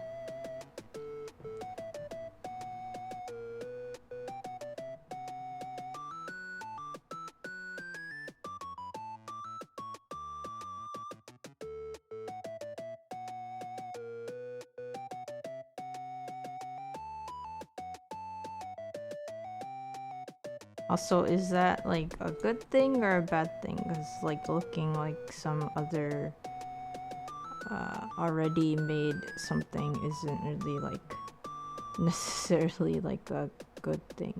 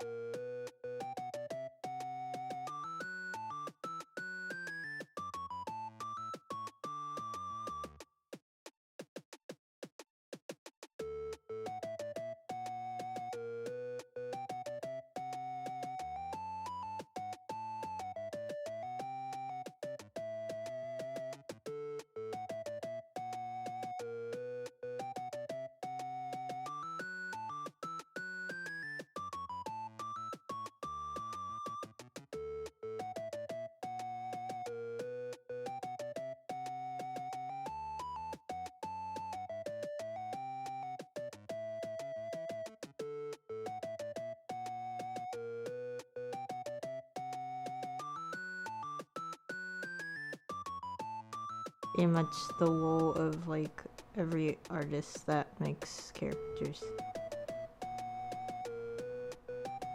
It's like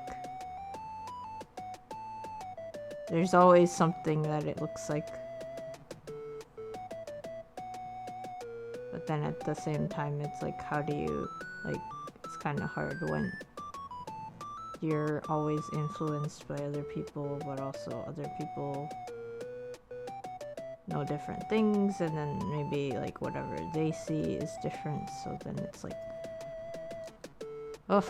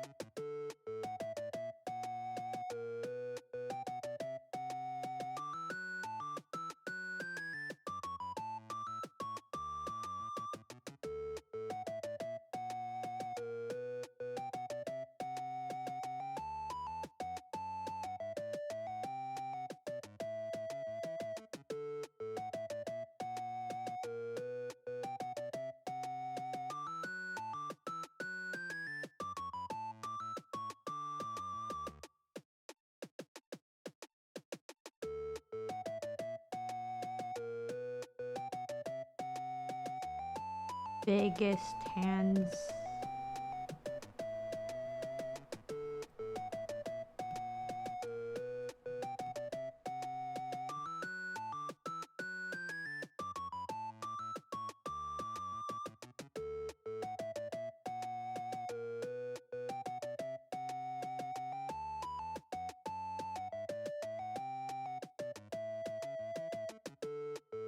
Oh yeah, so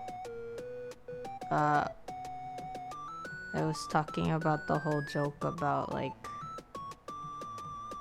you know, what do you do if you want to be popular as a VTuber thing? It's like we've talked about it, Max. And like, you know, the whole, like, big boobs.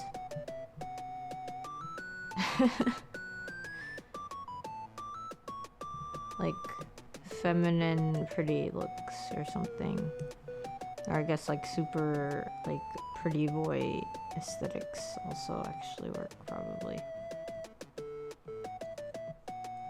But then I was basically talking about what if like I just like suddenly appeared in the stream with like the biggest titties or whatever.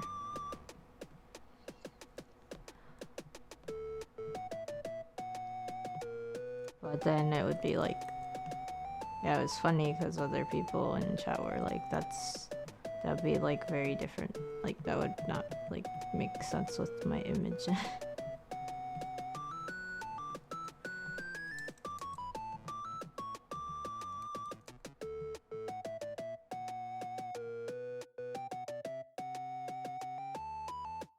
Like maybe like an April Fool's joke would be funny.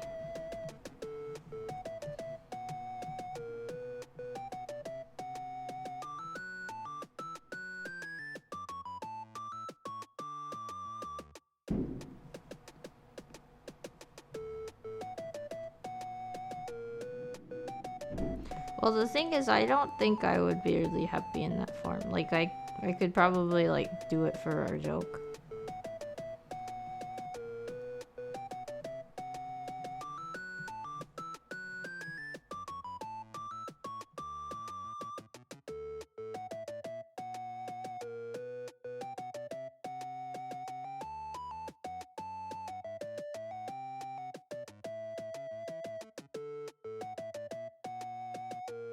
Because it would be like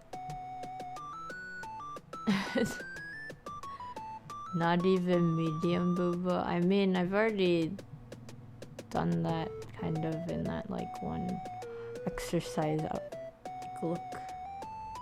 So I guess I could do that.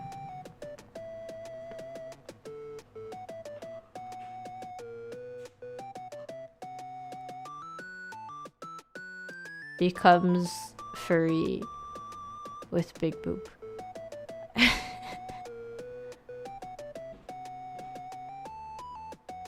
confuse people.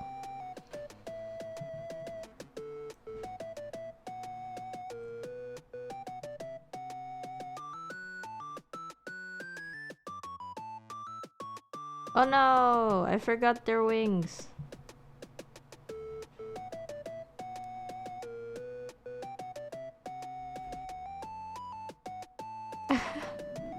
I mean, maybe you would support it. I'm just saying some people probably would be confused.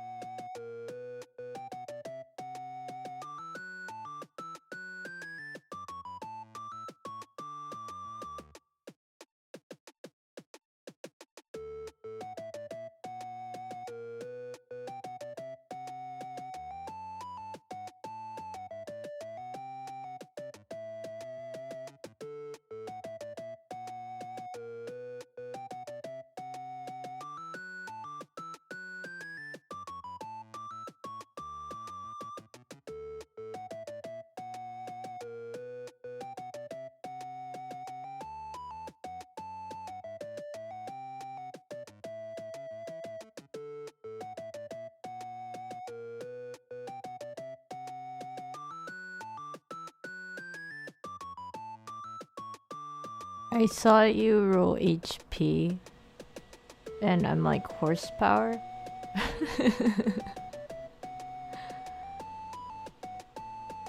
I mean, I guess I could, but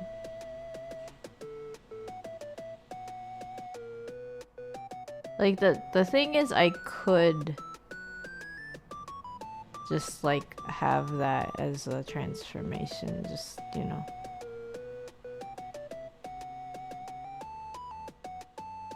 And I'm pretty sure it wouldn't be like that big of a deal if I have it. Yep. I don't know.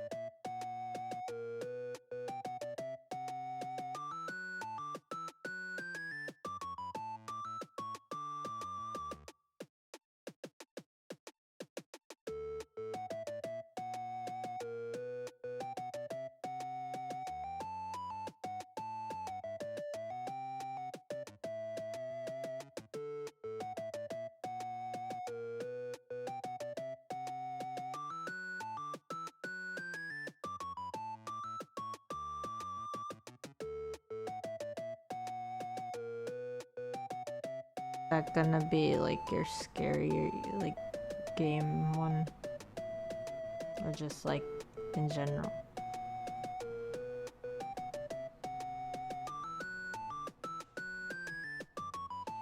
I guess like the thing is, it's weird because I feel like a lot of people have a fear of clowns, so I guess it depends on like what kind of clown it'll be. Or like what kind of look you're going to go for.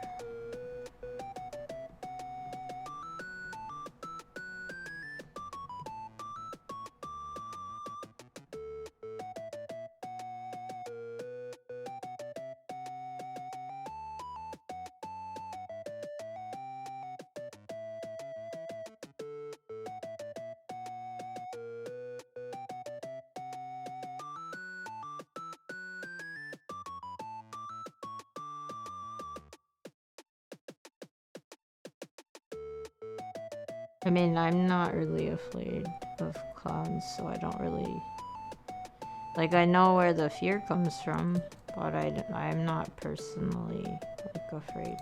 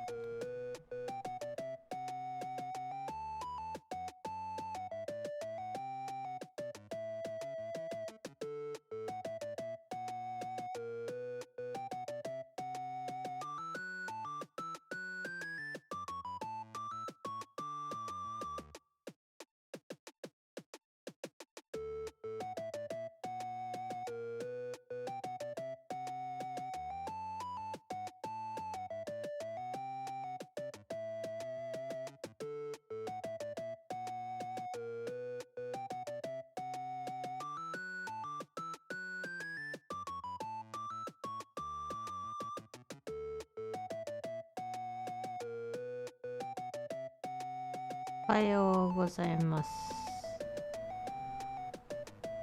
真田さん、久しぶりです。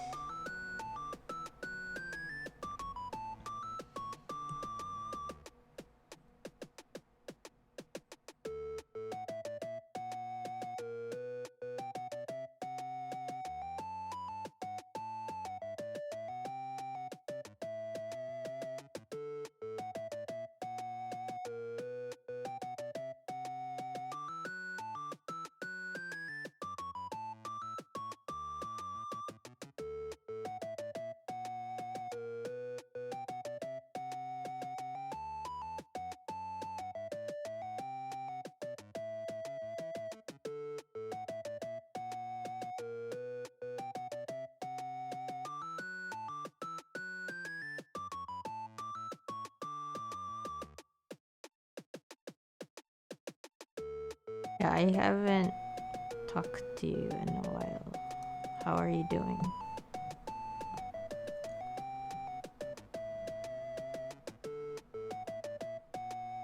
how goes your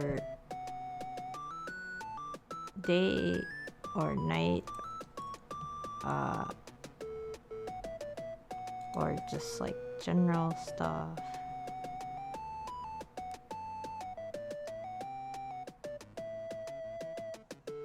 I am good.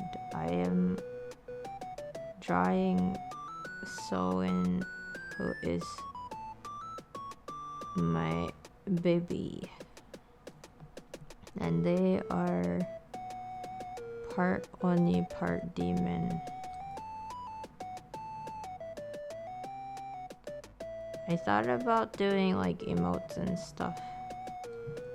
At the same time,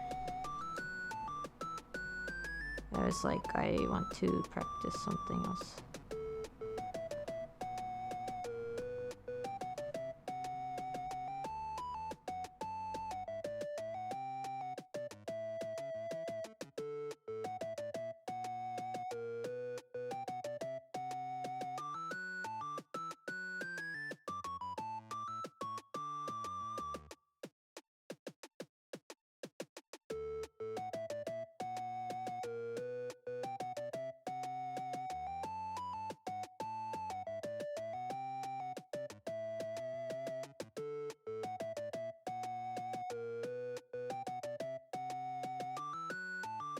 And then I talked a little bit about how like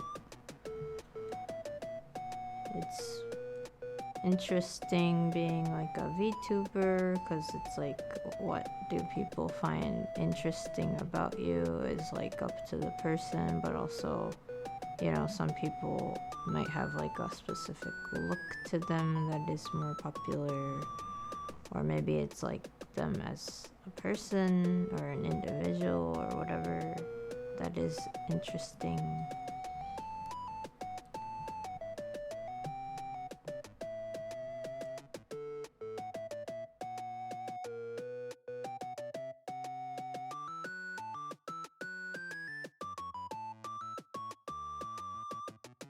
And then I talked a little bit about my own woes, which is like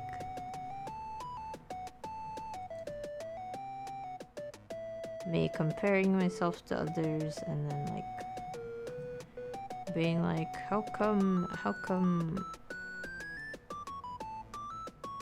like relatively speaking, like what do I need to do in order to be seen?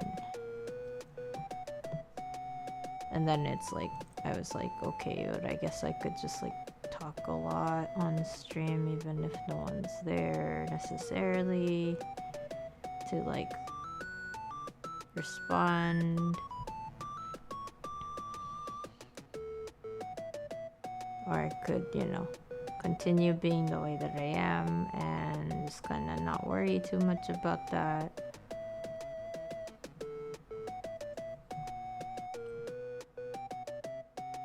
But my voice trainer, because I'm taking vocal lessons now, their hunch is that I'm like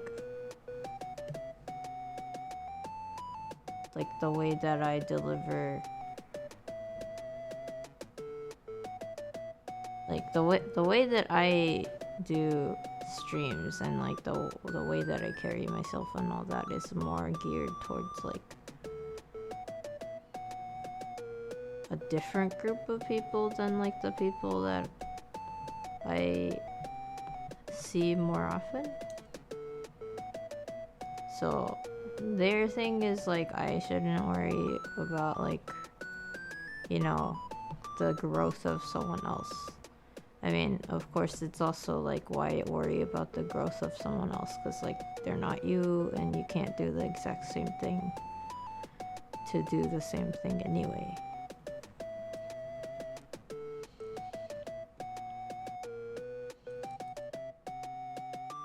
But then I do that a lot still. I'm like, oh, but like this person did XYZ and then I did this, like, you know, I'm doing like this thing and then like they're doing much better or whatever. And it's like, well, better is relative, and also what does that mean? But also like, if I got the same response from people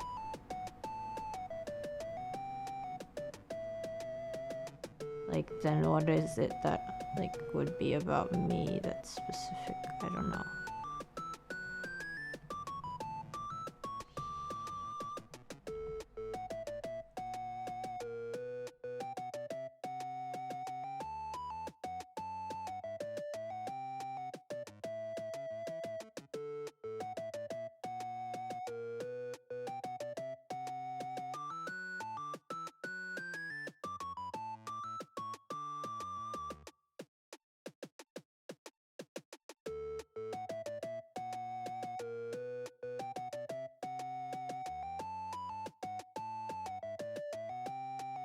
I don't do a lot of flashy things. My streams are mostly me, you know, being quiet, or if I do have something to say, it's like something I thought about, and then, you know, if I have more to expand on it, I will, but I tend to not really like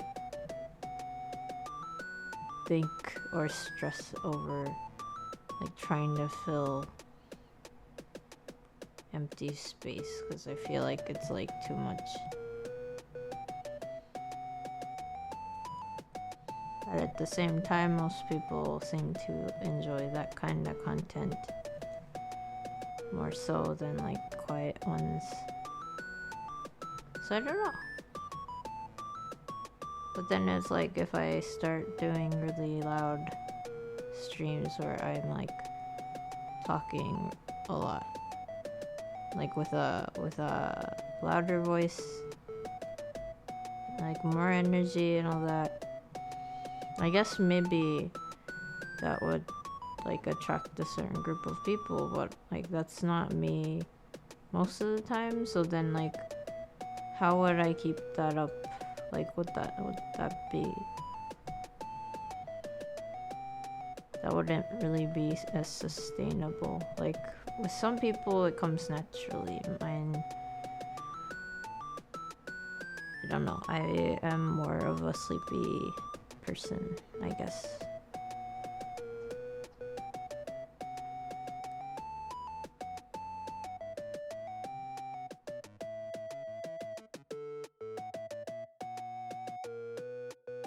We're polar opposites.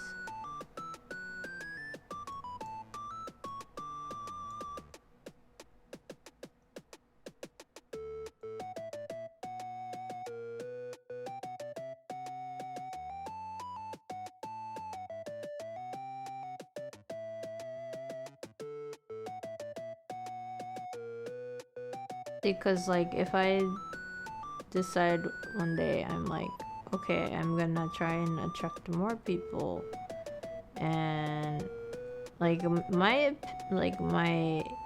image of attracting people is just like doing flashy things, right?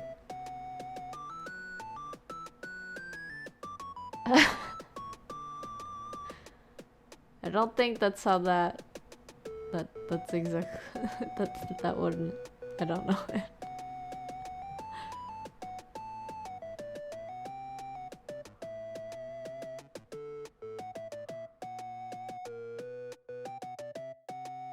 Like I'm talking right now because I have people who are throwing things at me to talk about, and I also started talking today because I had like a specific thing in mind that I thought was worth talking about. But I have a lot of days where it's like, okay, I could keep rambling about my thoughts, but also it could also be like complete repetition or just so mundane that I feel like I would rather be completely silent than say anything at all.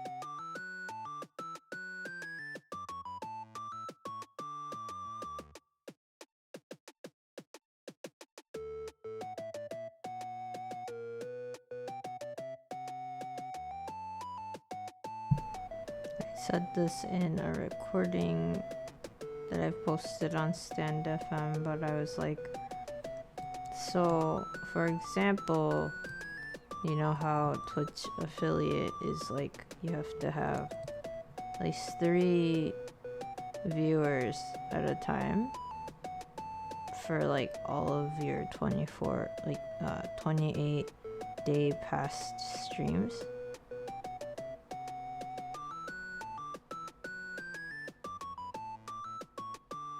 And then I was like thinking that, because when I recorded that, I noticed that, so it went up from 1 point something, like 1.8 or 9 or whatever, to 2.4 more recently. But then of course like I was like looking into like how and like where most of it's coming from.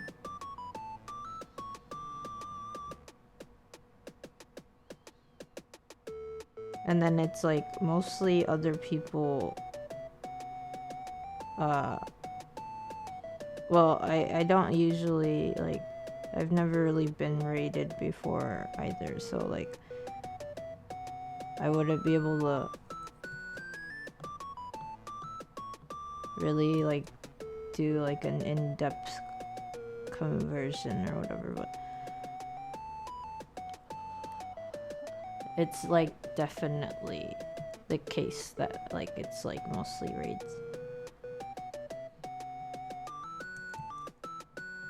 Well, not all of them, obviously, but like if you look at my graph, it's pretty close to like 1 per stream, but then there is like really big peaks for like specific days, and then those are the days when I have like someone rating me. So like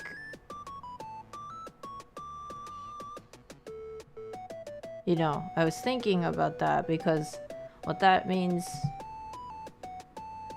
like in the long-term sense is that unless the same people continue to raid me, then I would almost not have viewership. Which is not really good.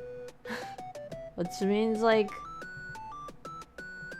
because like, you know, kind of like raids are kind of like good and bad, and like good in the sense that like, you know, maybe someone will find other streamers enjoyable and they might like want to hang out with them, and that's good. But I feel like in my case it's like the opposite, where it's like, how do you, like, I feel like more people would rather either just like stick with the original person that they were watching, or maybe go somewhere else.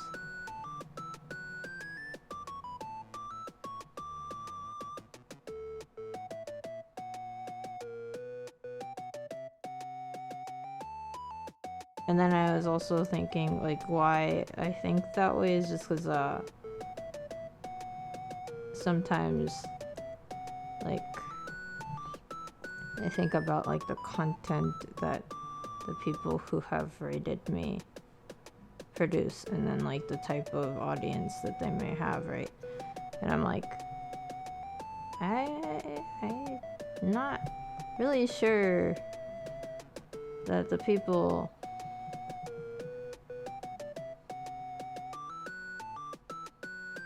who watch specifically more like energetic type streams are gonna be like over here with me and my, you know, my relatively small voice, and like doing things relatively quietly. Like, I don't know.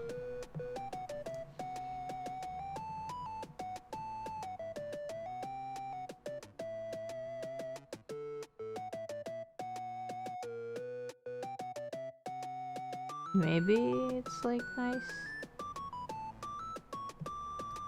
but then again, I guess I wouldn't know. I'm not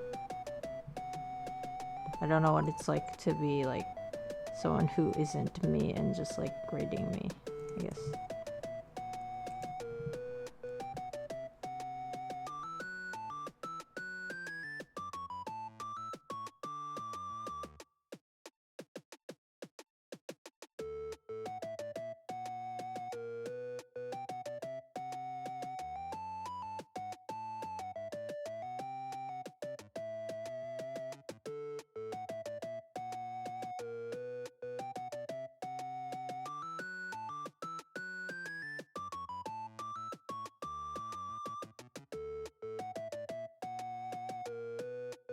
Think pans?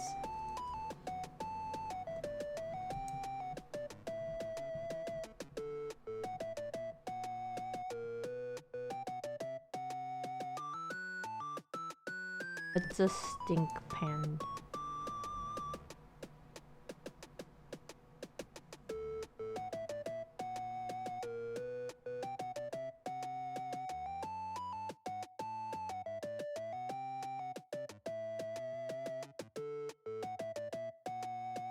Hope I don't come across like I'm like ungrateful or something, because that's not really like how I feel about it. It's more like, are you sure this is like the place that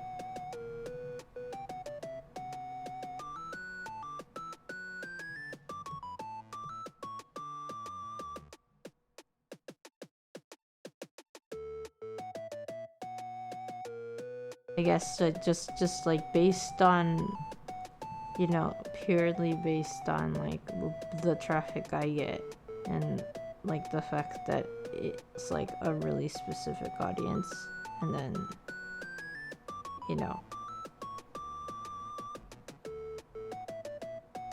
like, is it okay to be the landing spot of like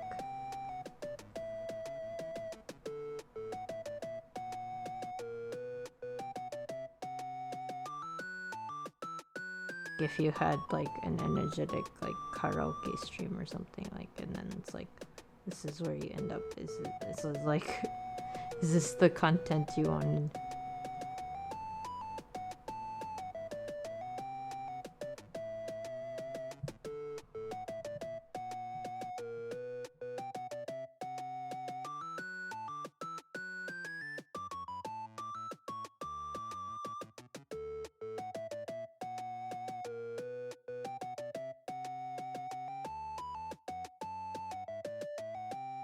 because I can't really say much other than like, well, my opinion is that I feel like if my whatever I'm presenting in my streams, like if it's like, you know, popular in some way, then like I feel like,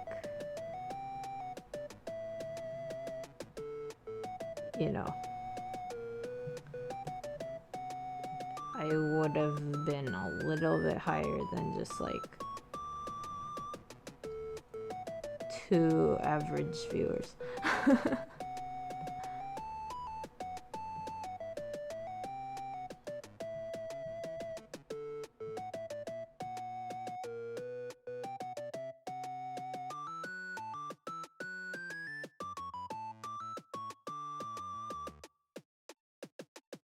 Yeah, maybe.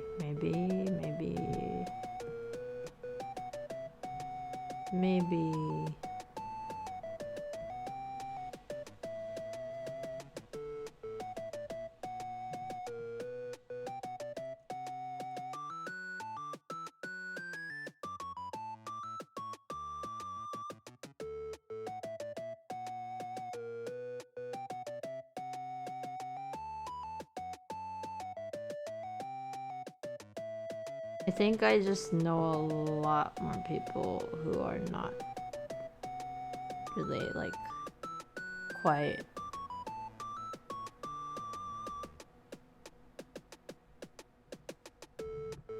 Yeah, I could watch my stream, but then it's like I have to watch it every time, at least like with myself, right? That's kind of that feels really asinine.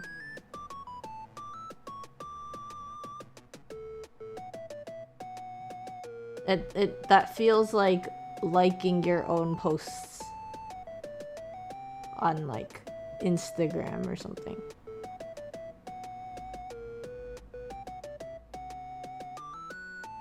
I see. I mean, if it's what you do and like that's cool, but then at the same time, when I go to your streams, you usually have like more than 3 people, like just generally speaking. So I feel like you don't necessarily need to do that.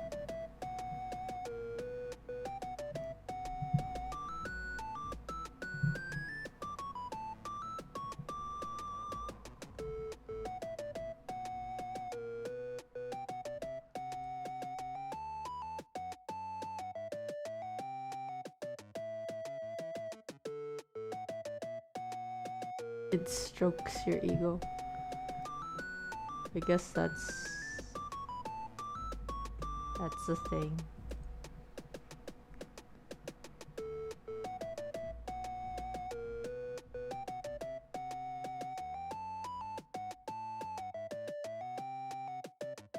Guess I never really thought about what Soen would look like. They're supposed to be kind of like a dragon. But I don't know if their color is like this. This doesn't seem like it's necessarily right or wrong. Oh no.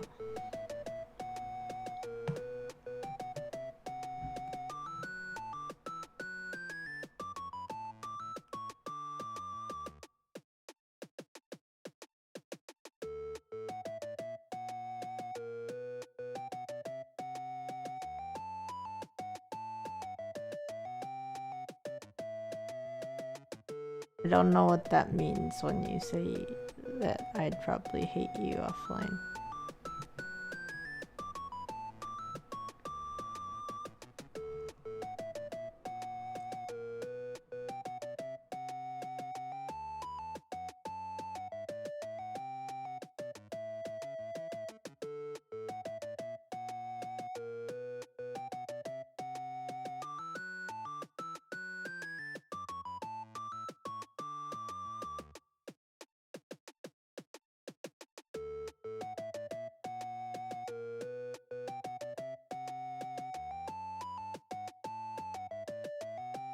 Also, it's like the other thing is like some people probably want to be at my like in my streams, or at least like watch my streams, like who have followed me, but then it's like it could also just be that it's like always at a time that they're not around because I have weird hours. I have been kind of being a little bit more like regular.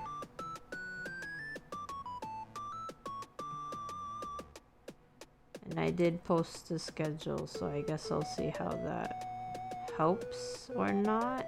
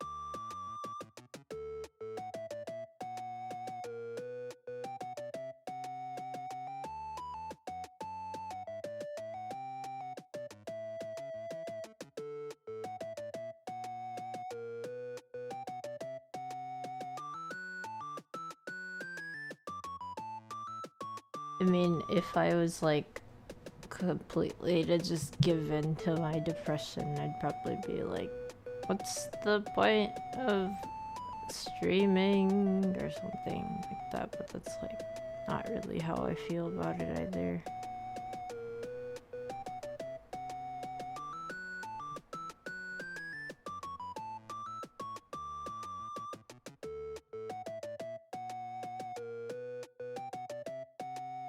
Then again, depression does weird things and makes you, you know, not want to exist, so that is a thing.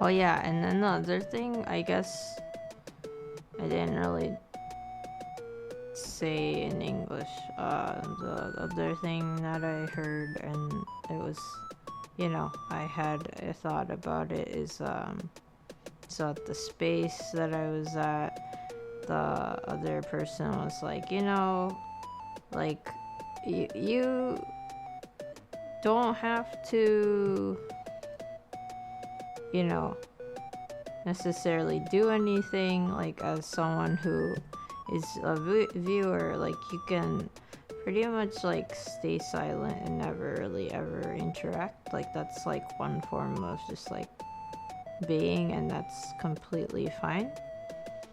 But basically this person was like, you know, that's cool and all.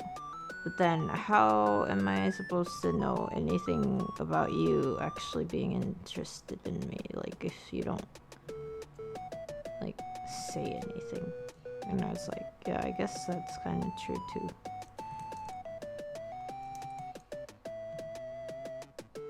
But basically, they were talking about something else. But, they were basically like, you know,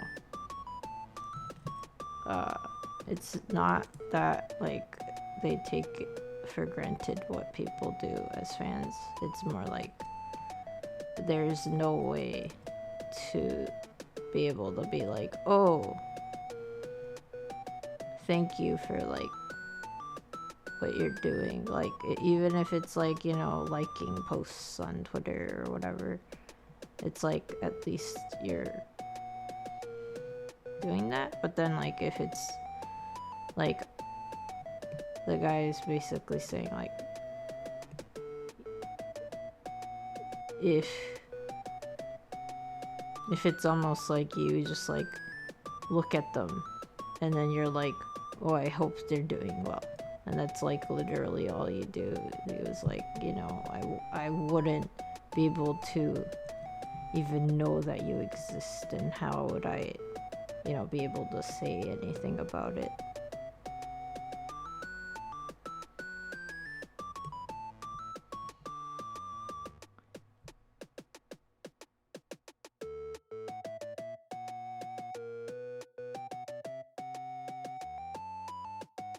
You would rather listen to my story than attend my funeral.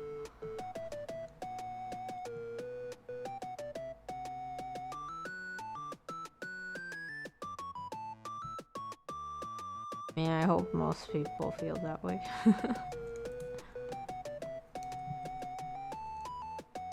But then I guess, like, the thing about depression is it kind of makes you not even want to, like, relate to anyone. Because it's like, you know, this is, like, only one way to put it, not necessarily, like, a good way to put it, but, like, one of the things, like, you know, someone who studies philosophy a lot more extensively than I do is, like, who also happens to have, like, their own set of, like, you know, health things that they see someone for, but, like, they were like, depression is, like, the ultimate form of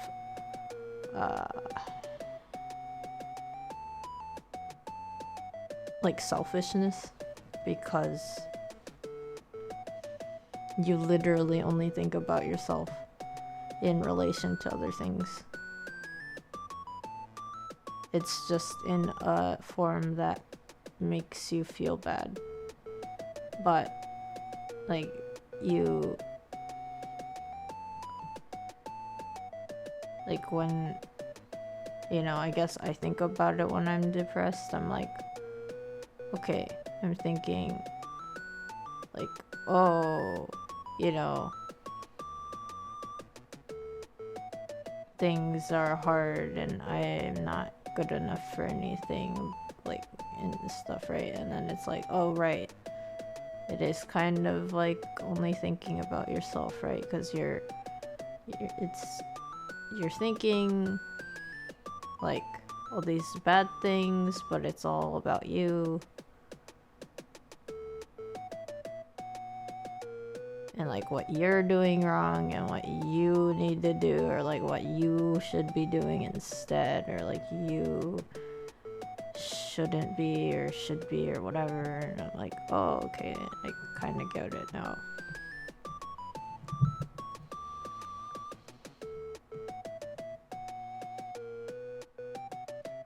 I don't even know if that makes sense.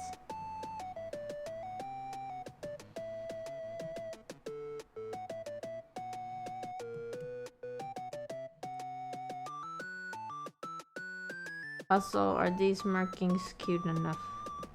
Do I need to add more? I don't know.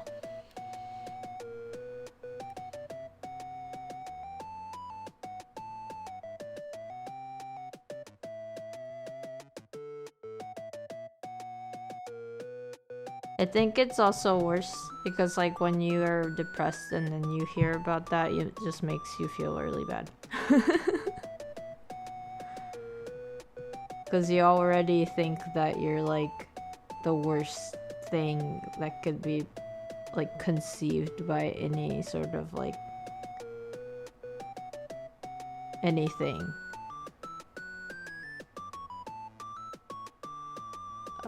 No, I'm gonna add scales to it when I start coloring it.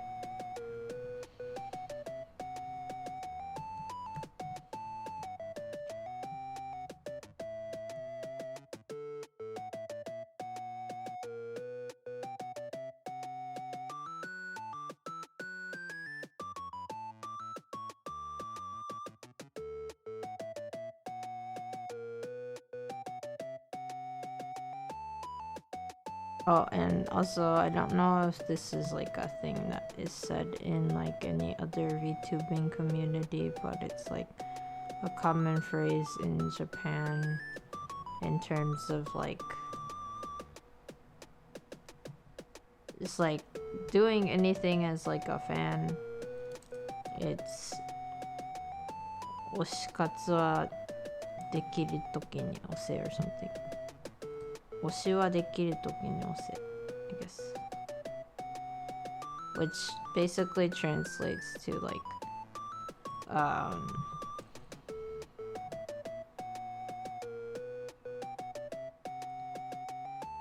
like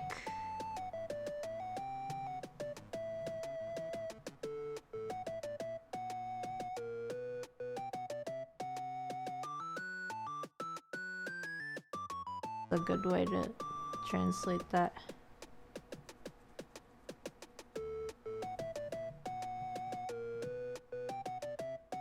I mean, I guess rat tails are scaly, but I was thinking like dragons, because Sowen's always been a dragon.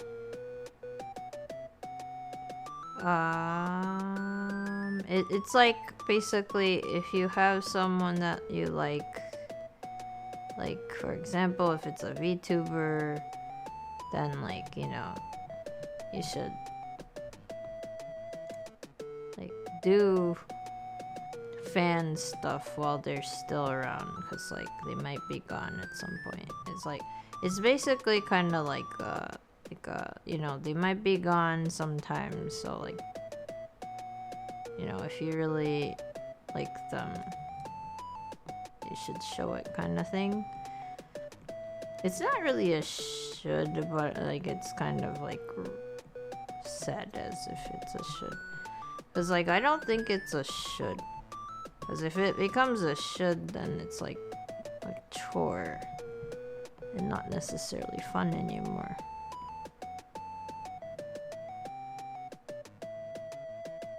But basically it's like the person was basically saying, if you're gonna do that for me and like I appreciate it, it would be great if it's something that I can see so that I can actually like thank you for it.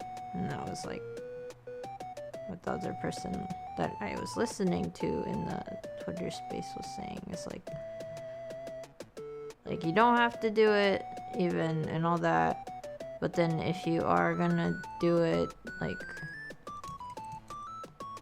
it'd be great if it's like visible so I know it exists. It's not like a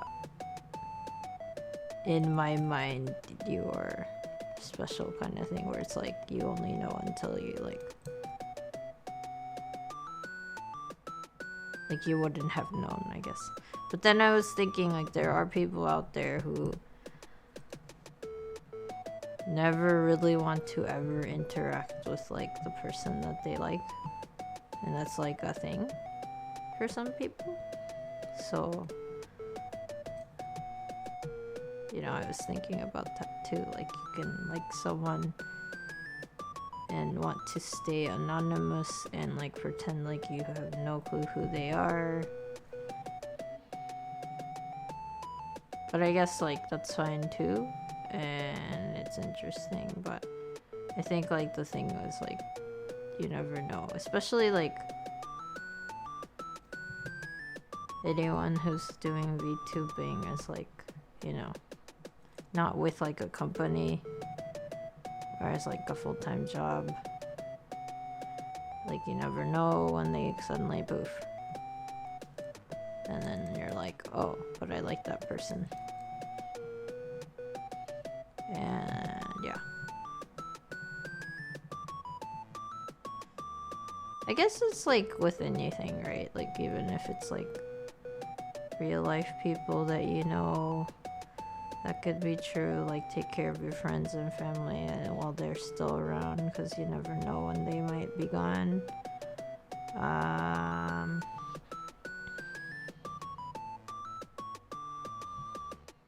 I mean, it's definitely a different thing because this is like more parasocial relationship. Yeah, enjoy it while it lasts, and then like if, like I think the other thing was like, if, especially in like stuff like VTubing or YouTubing or whatever, like if you stream online, like a lot of people get more motivation from like knowing that someone cares about their stuff. So it's like, you don't have to, but it's like a thought to, you know, at least like show the support sometimes if you want.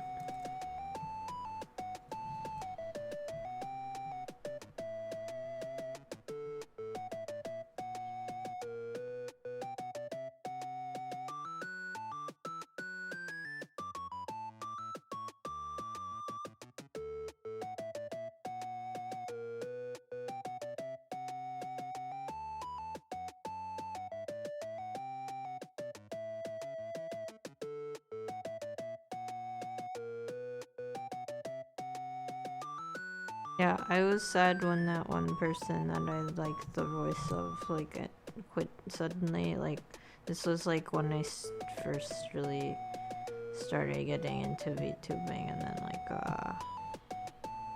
they were, you know, they were a lot ahead of me. They had like a moving body and everything, and I was watching their Code Vein stream, and like I had no clue about the story. I also didn't really pay attention to it because I didn't really want the spoilers. Like sometimes I just kind of like look at a thing and I'm just like, oh, that's a neat thing, and I don't really pay attention, and then I can kind of get away with it. But I was like listening to them, and I really liked the fact that like their voice kind of blended into the game, so it like almost sounded like they were a part of the team members almost. Like I would have been surprised if they were like, oh, I did voice acting for this or whatever. But yeah, one day they were gone. They were like, I'll be back, I love you guys, and then they were gone.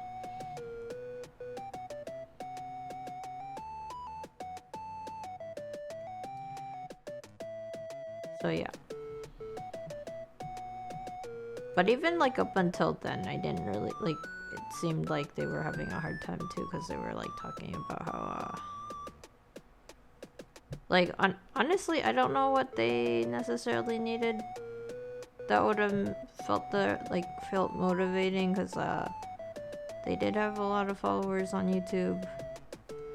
It might have been more like actual interactions, who knows. But like from my I do remember them like posting a lot about like how they want like a specific number of followers and all that, and I guess maybe they didn't reach it in like a amount of time that they wanted.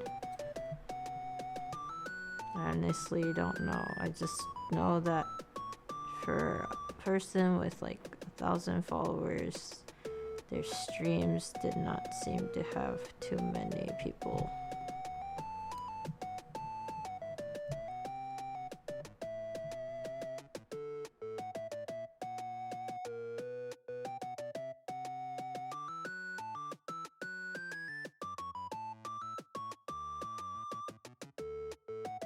But yeah, don't even know, like their channel's gone too, so like you can't even watch any of their videos anymore, so like it sucks because I can't like hear their voice anyway.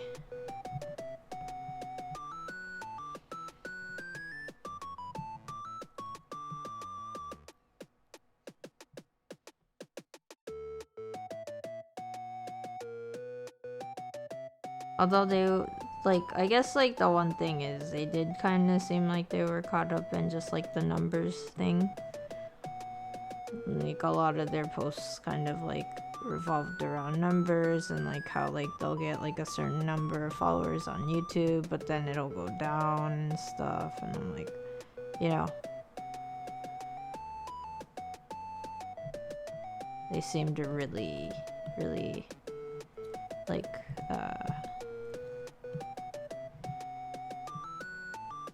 paying attention to that.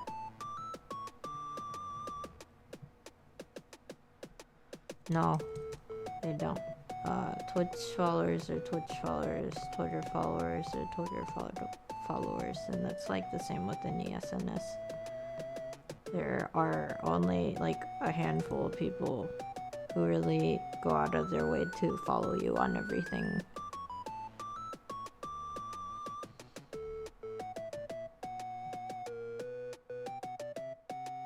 I mean, I guess it probably also like depends on the person, because like everyone has different types of fans, right?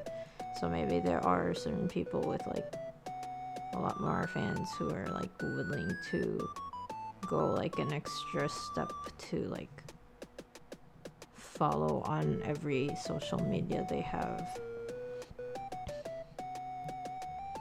But that's not like something you should necessarily think that will be the case.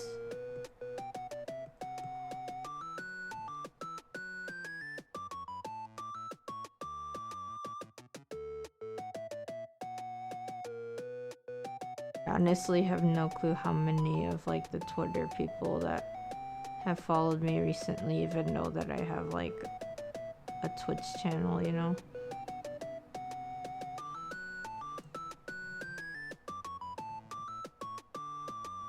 Like, it doesn't really matter how many times like I post it.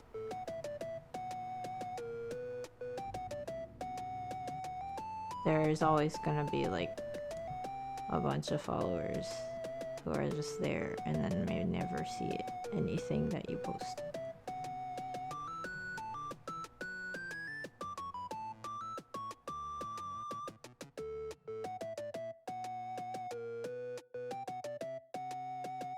That's like with me with like artists that I follow on Twitter. I have so many artists that I follow. Like, of course I follow the one person that is like my favorite or whatever, but and then like sometimes I'll like see their posts and like go back through their like timeline just to like check their work out, because like I enjoy that. But you know, I also have a ton of people that I follow who are like really good artists too, and then like I never really get to see their stuff through my timeline, so I would have to go out of my way to just like check each person. And then like thinking about if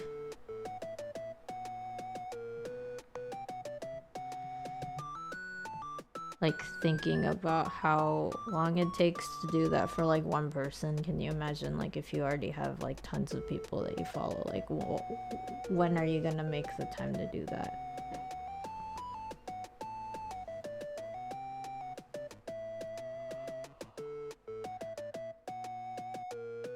Oh, and then like with follow backs, I tend to do it for like most people, like on Twitter. But I don't know if it's just me and the small, you know, circle of people that I see, but I feel like I notice more Japanese people follow and then follow back, or like Japanese VTubers do that more often than just like other VTubers.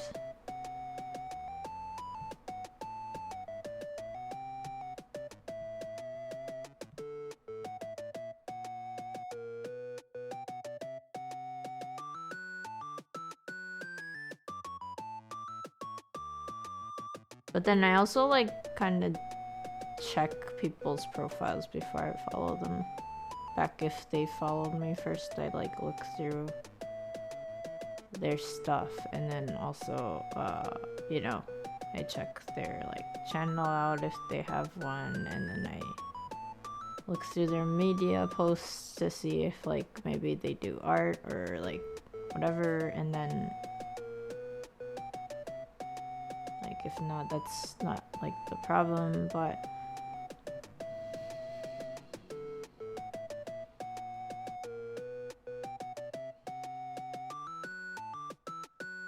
yeah, I kind of like, unless I really like their content, I kind of stopped following people who obviously have like way more followers than just like people they've followed.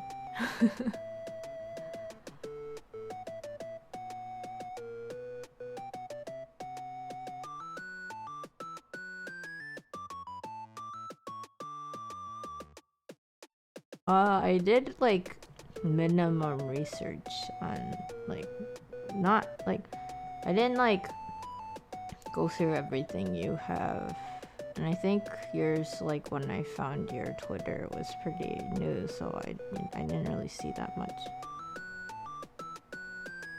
I think.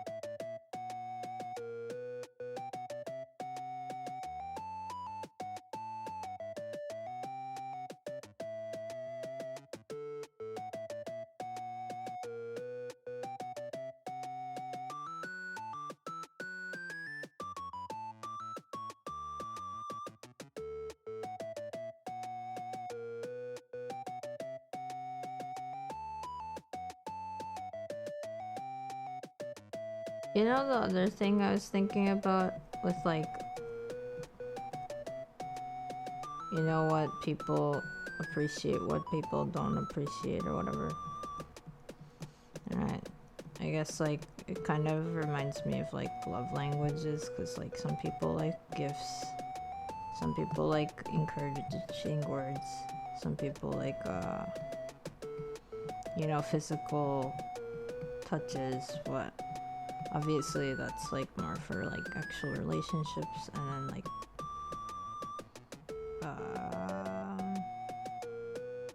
what else? Yeah,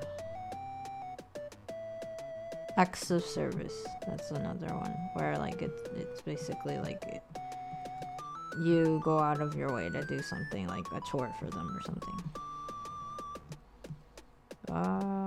But I thought that that actually kind of applies to parasocial relationships to some extent, because it's like, you know, one VTuber might really like fan art. Maybe that's like the best thing that you could possibly do for them, is like make them fan art. But then another, like, you know, another VTuber might be like, fan art's okay, like, you know, I'd rather you come and watch me like in my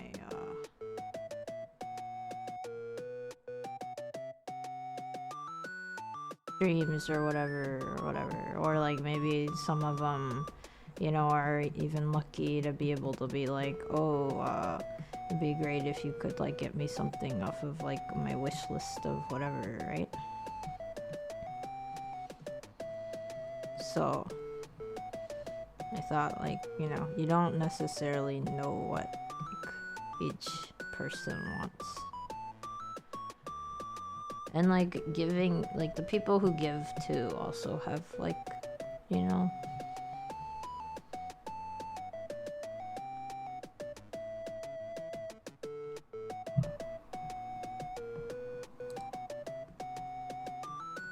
yeah, and like what does it, like, what, like, let's say the opposite then, like what does the listener feel happy about doing, right?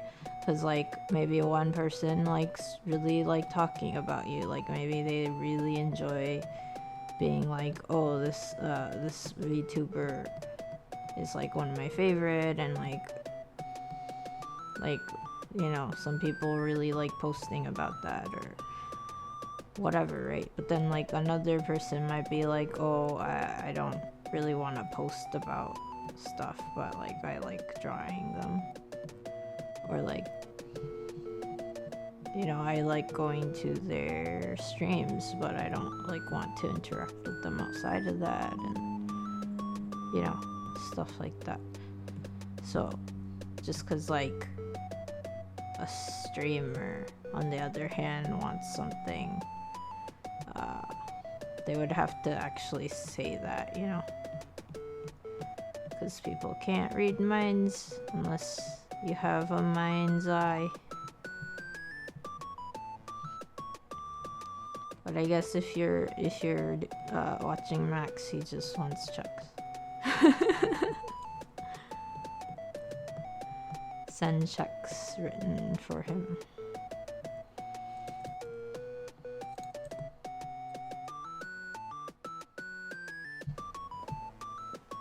Oh yeah, that's the thing. It's like I like kind of mentioned this, but I've seen like other VTubers who get like tons of fan art, but then they'll be like, I mean, of course, like they'll like appreciate it, and you know, you see them posting like, thank you so much for this and this and this and this, and there's like a ton of those. But then like they'll see like someone else's fan art and be like, I wish I could have this kind of fan art, and it's like,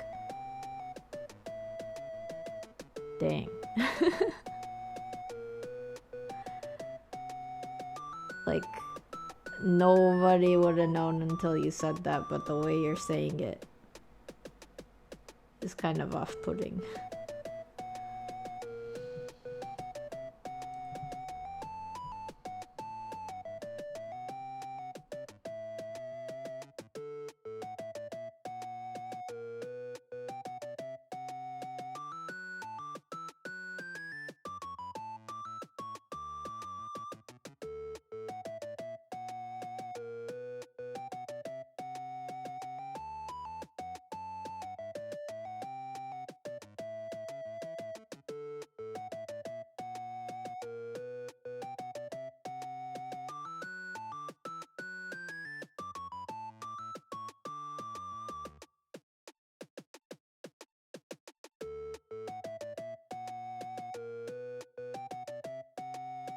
Oh yeah.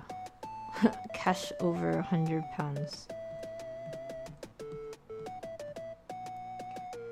Send to Max. Send all of your money to Max.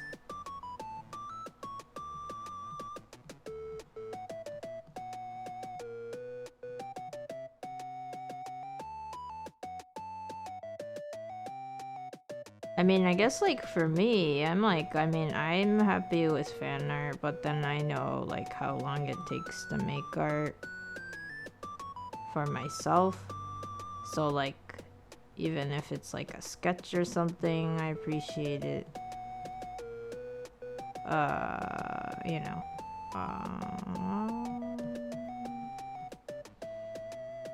But I definitely know that I have too many forms, and maybe that is like hard to deal with if you are an artist, and that is like even remotely a consideration.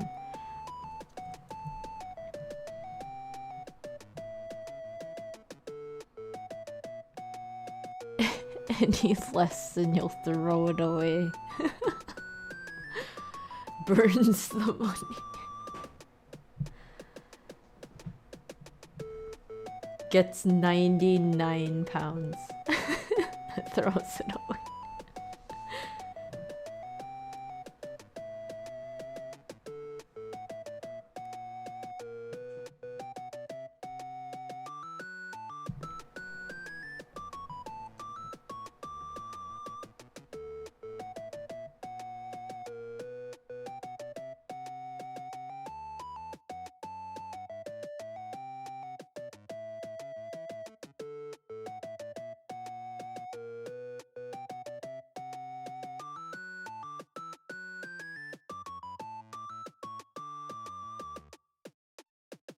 So, this is also kind of something I heard during like the space, and it was interesting. I mean, you know, apparently, like, I don't really keep up with a lot of the big like brand VTubers who are like, I just like don't really like, I know there's like enough people out there giving them attention, and if I'm gonna like use my time, I'd rather like use it on like friends or people who are doing it like, you know, on their own, kind of like myself. But that's why I didn't know this, but apparently someone who does like the big is a part of like a big company, like mentioned in like one of their streams that like if you don't like throw money at them, like they don't care about you enough to read your comments.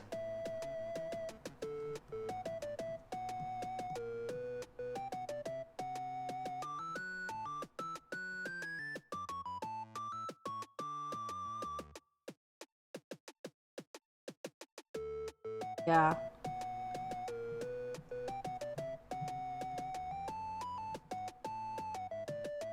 Honestly though, I feel like they're probably just gonna get away with it anyway. Like, it might just be like, oh no, they said a bad thing, and then it'll be like done. But yeah, that's kind of messed up. Especially since like it's like, where do people get their money from? Like, they work. And then maybe it's like a kid who's like getting a little bit of like money from their parents too, who knows. But like, regardless, someone had to work to get that money, and then you're just gonna be like, well, I don't care about you if you don't like throw it at me. Like, what? Whoa, that's intense.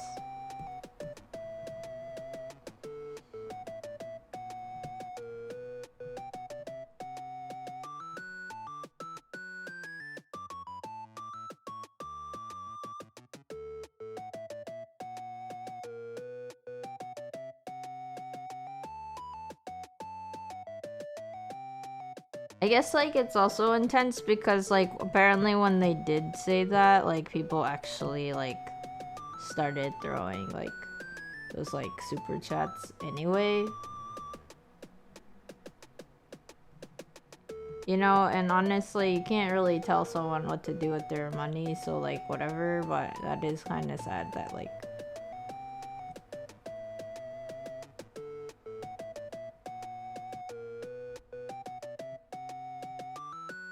I don't know. It seems very weird to like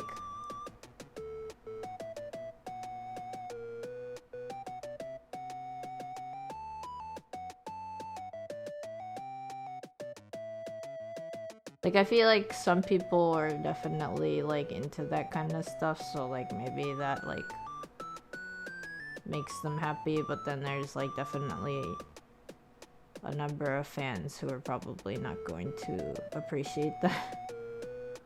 So like, I don't know. I'm not backed up by a huge company. I don't know what it's like to have just like supposed like armor of like litigation or whatever.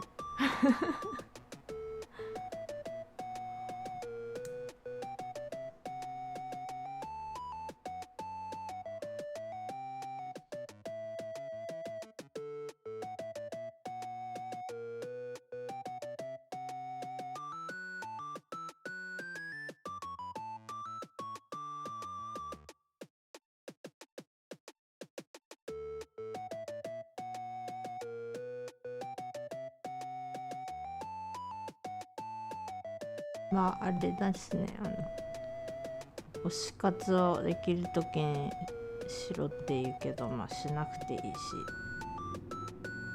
まあでもそのなんかツイッターのスペースやってる方の言う通りはなんか残る形の押し方とそうでないのだったらやっぱり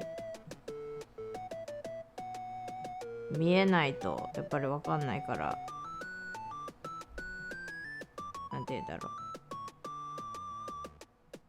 その方に後でずっと応援してましたって言われても、いや全然わかんないし知らなかったってなるんだろうなっていうのは確かにそうなんだろうなって。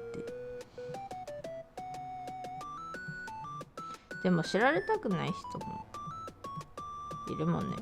なんか推してるっていうこと隠してるとか、なんかひっそり配信は全部見てるけど一言もなんか推しですとか言わない人とか、それはそれでいいと思うし。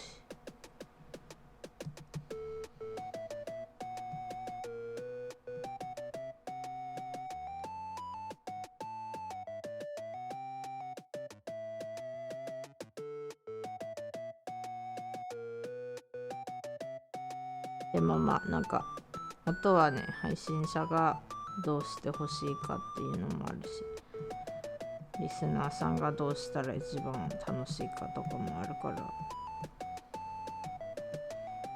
合致した時はいいけど、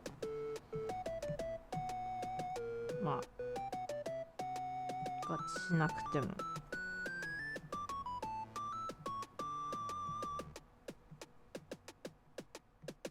みんな違うからそんなもんだよね。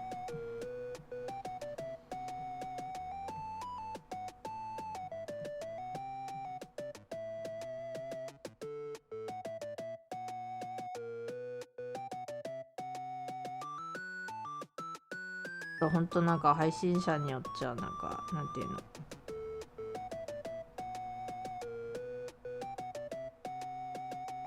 マジになんていうんだろう、お金目当てでやってる人もいるから、まあ、そういう方にとっては投げ銭があれなんだろうなって、なんか一番嬉しいのかなって。まあでもね、お金もらえるって当たり前じゃないからね。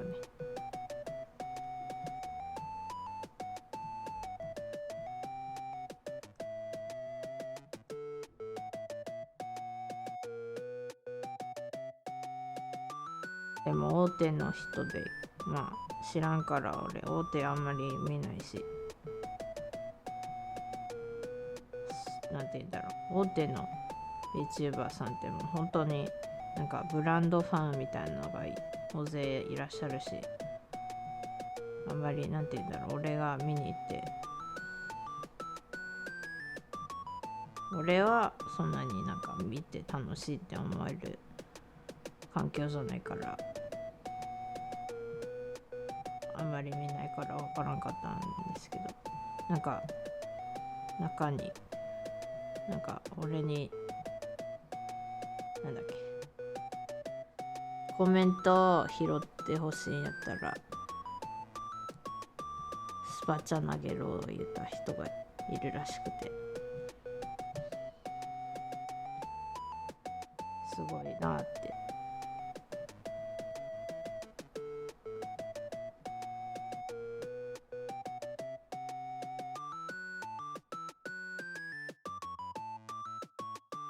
安心してるわけではなくて、ようそんなこと言えるなっていう。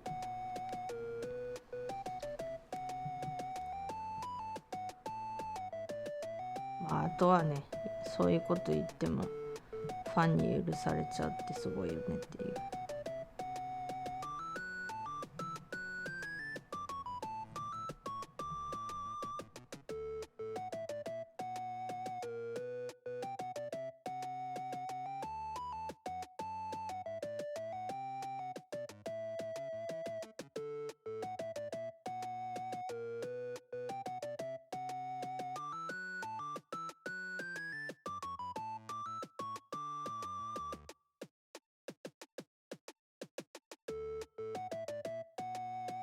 まあそれが悪いかどうかは置いといて、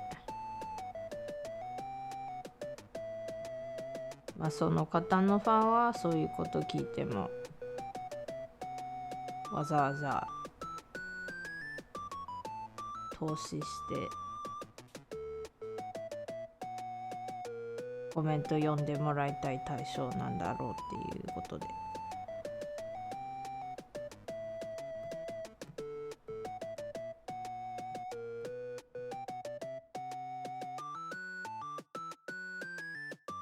当たり前みたいにするとあれだよね、怖いよね。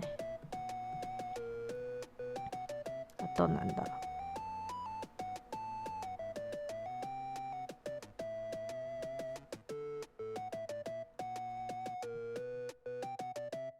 う、もう4時間ぐらいこれやってんのか。やっぱり話に集中してると全然進まない。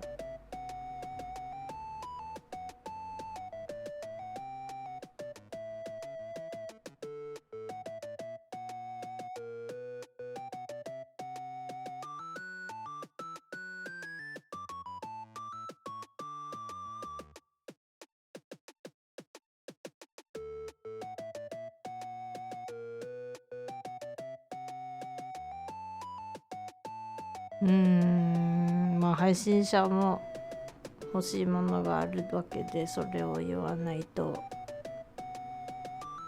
伝わらない。あとは視聴者で推しいても言いたくない方もいるし、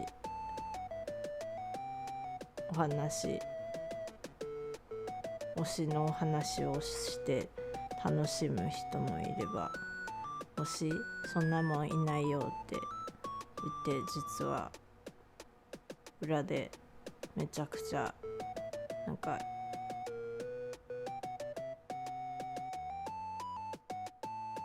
全部何か反応してたりする方もいるから、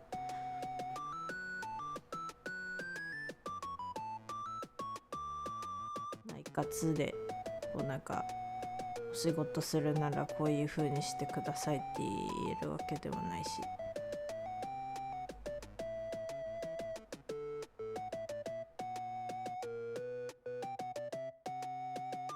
してもらえるかどうかなんてしたい方にいるから、したかったらっていうので当たり前でないし、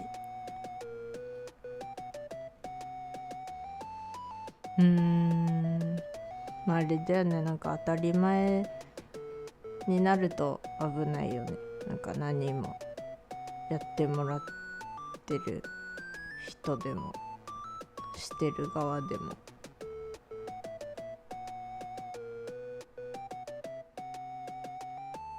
そういう意味ではね、俺はなんかフォローとかもすごくありがたいし、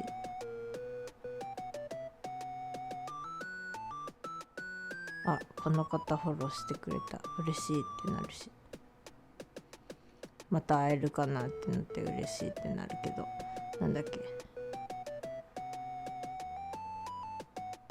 とりあえずあれでもいいんだよ、この人の配信やっぱりあんまり好きじゃないかなとか、あんまり見たくないかなとかだったらフォローしてなくていいんだよ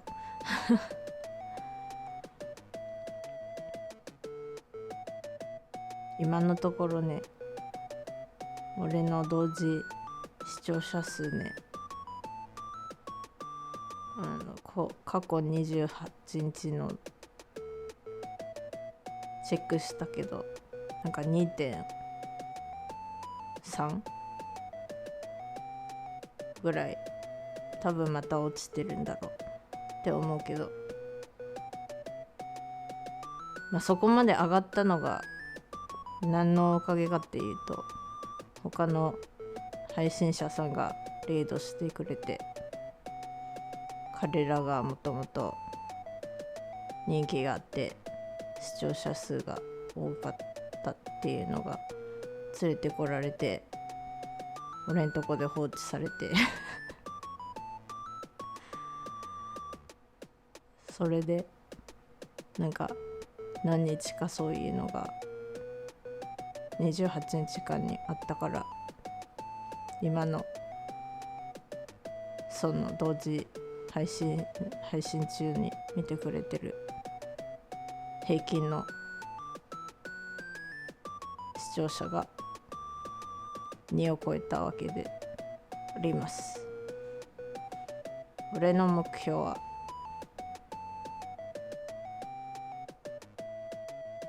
なんか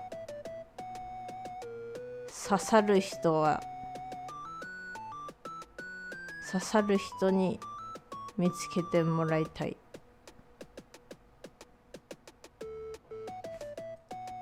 て言いながらこの格好でやってるとさ、この変化だったらさ、俺コードベインの時の変化だから本当はいつもの変化違うじゃん。戻ろう。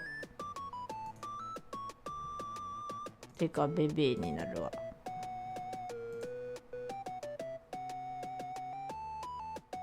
You can go to bed, Max. I'm probably gonna end this stream because I need to go also do other stuff. I've been talking too much, so I haven't gotten it further in this.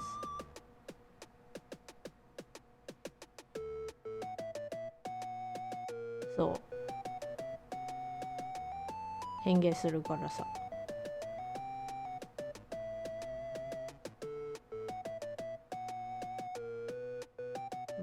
まあそれは置いといて、なんだっけ、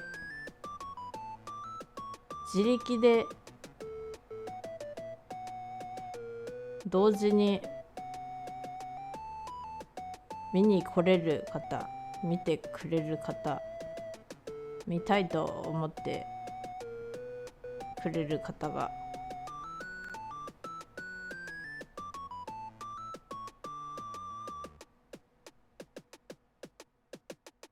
増えたらいいなと思いますが、まあ、目標とか言いながら結局俺の力じゃないんだよね。だって見てくれないとっていうことは他の方じゃないといけないから、俺がどんなになんかベビー変化、コードベイン変化、いつもの姿とかコロコロ変えてやってっても結局見てくれる方の興味とか俺のやってることを見たいっていう方にかかってるから、俺が何をできるかって言ったらまあ配信するしかないじゃん好きで配信してるのもあるし、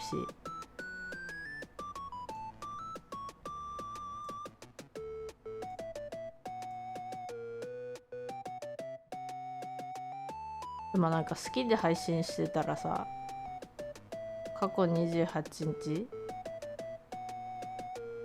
今何時間配信してると思います？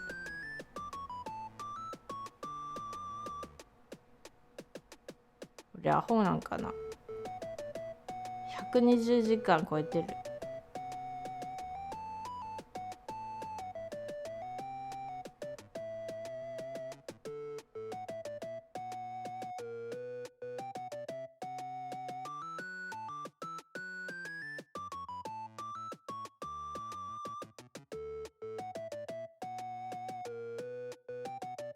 どんだけやってんのみたいな。どんだけやって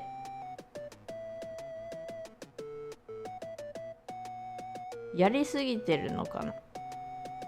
もっと配信量少なくして1時間以内にして終わるべきなんかな。分からんけど、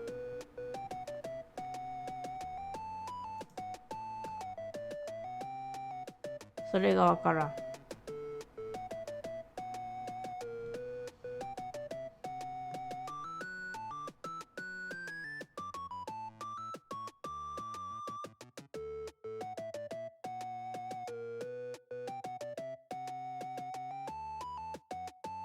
リップ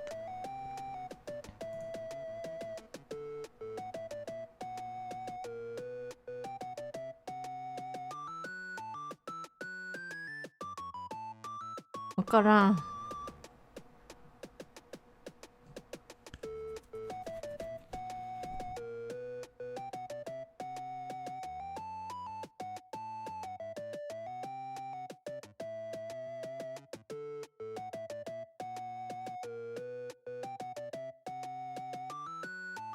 Good night. Thank you for coming and reading. I hope you sleep well. Bye bye, Max. Bye bye.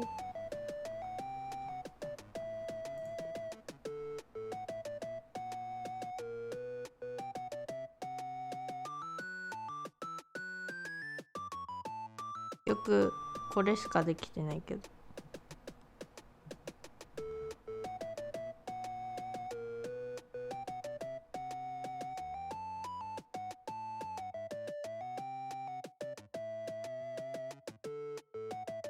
おやすみ。バイバイ。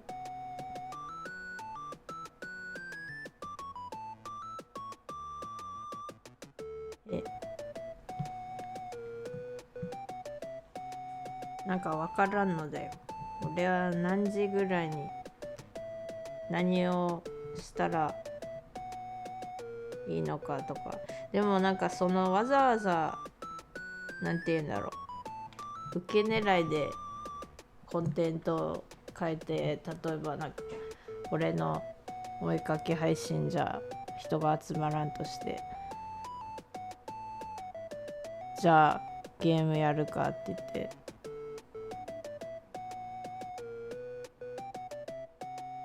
まあ一番見てもらえるゲームなんだ、今だったらモンハンライズかな、 PC 版出たし。でもそれをやってたらぶっちゃけ俺じゃなくて他の方見た方が早いんじゃないかって思うし。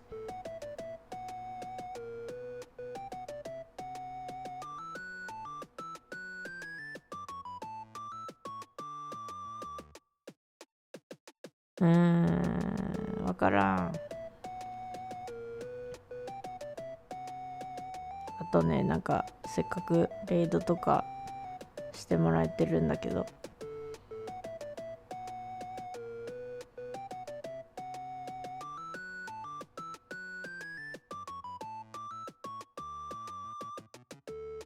俺んところでよかったみたいな。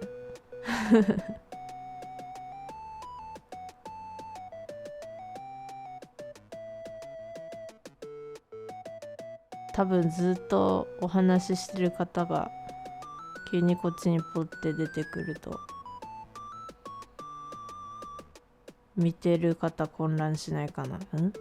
さっきまであんなにエネルギーいっぱいのなんかお話いっぱいワイワイやってたのに、急になんだこれ、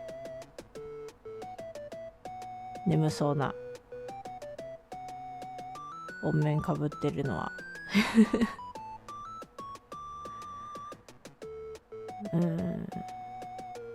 あれかな、俺の周りもやっぱりなんかワイワイわちゃわちゃ系の方が多いから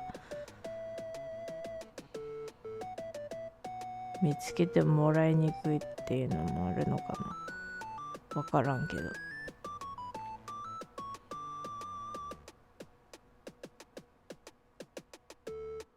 あとはもうなんか本当に時間決めて毎日同じ時間でずっと同じ配信とか、なんか水曜はこれ、木曜はこれで一日おきに帰ってって、でも同じ時間でずっと毎日やるとかも手かな。自分の宣伝ってどうすればいいんだろう。あれなんだよね、なんかツイッターで一応タグつけたりして、これやってます、これやってます、こういうことやってますって言っても、そんな他の方もいっぱいいるわけで、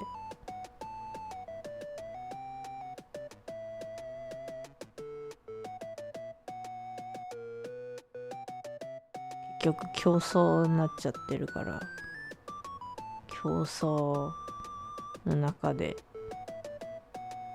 俺の何もしないような配信を見たい方が現れるのが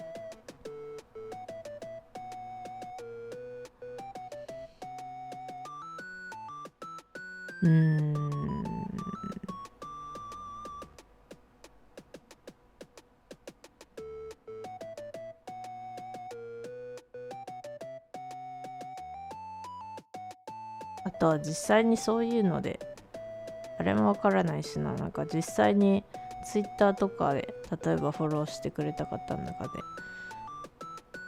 実はこっちでも見てますとかいう方いるかもしれないけどわからんし、でも多分プラットフォームが違うとプラットフォームが違う人だと思うんだよね、ほとんど。なんか知ってる限りツイッターから来てくださった方はディスコードの方にいらっしゃる方々ぐらいかな。そう、基本ツイッチはツイッチだと思ってるので、まあツイッターでこうわーいるぞここにとか言うても見る方はいるみたいな感じで、だから何になるから。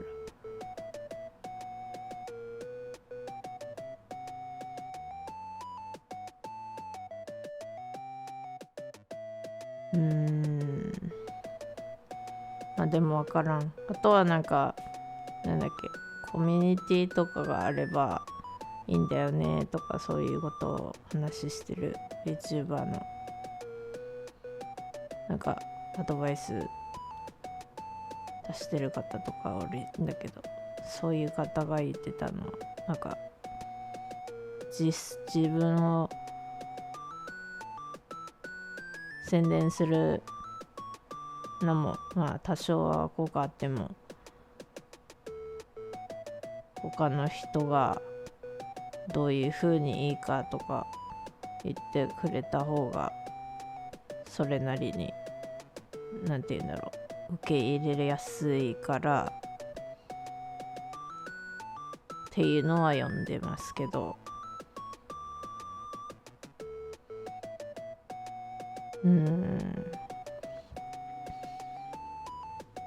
それ自体をさまたやりたいって思ってくれる人がいなきゃいけないっていう前提じゃん。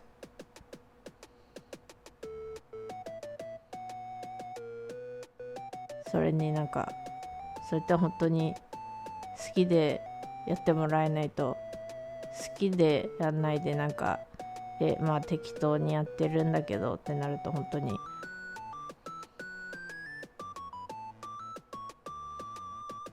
なんて言うんだろ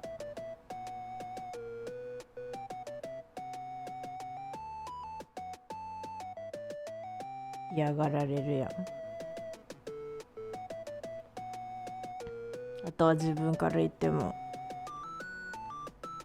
違う、自分からなんか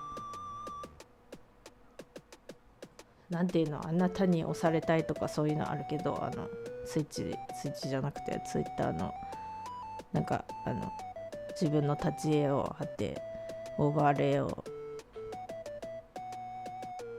誰かがデザインしてくれたオーバーレイに自分の立ち絵入れて押してみたいな、そういうのもあるけど、あれ多分なんか見た目が一発で来ないと多分見てももらえないんだろうなって思っちゃって、俺見た目多すぎるんかな。一つだけってなった方がいいのかな。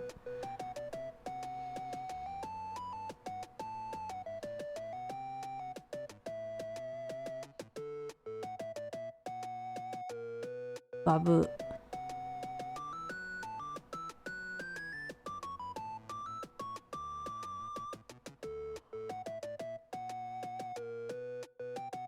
からな。まああとはなんかグループとかやってる個人の B の方もいるけど、俺基本的になんかやりたい時に配信して、あんまりやる気なかったらしても、なんでここにいるんだろうってなんか伝わると思うから、あまり人と組んで絶対この日に一緒にやろうとか決めるのコラボぐらいしか合わないと思うんですけど、なんだろうね、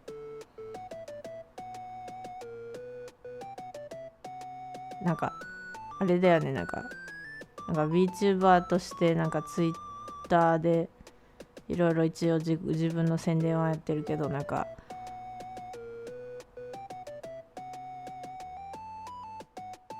自分で俺こういうのすごいよとかあんまり言ってもなんか何がっていう感じかな。なんか海に手紙の入った瓶を流す感覚。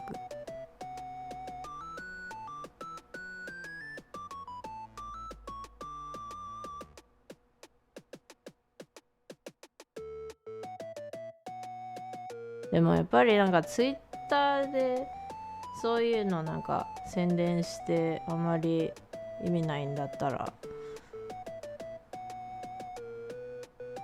意味ないのかわからんけど、効果がすごい薄くてかけてる時間の割に何もないんだったらやらなくてもいいのかなっていうのを思ったりします。まあ、実際俺の知り合いのその毎回視聴者さんが3人以上のね配信やってらっしゃる方たちはやっぱりツイッターにはなんかスケジュールは貼ってるけど、それ以外あまり使ってないっていう人の方が多いから、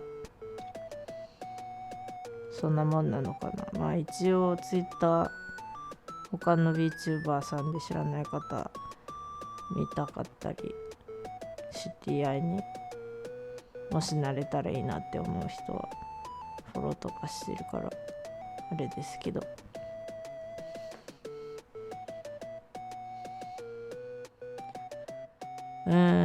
でもなんか俺が一番多分もうやってるのはなんか自分の配信の良さってなんていうの、自分自身にはあまりわからない。それに他の人に聞いたらみんな多分それなりになんていうんだろう、個人差あるし、どこがいいっていうのって多分なんかみんな違うから、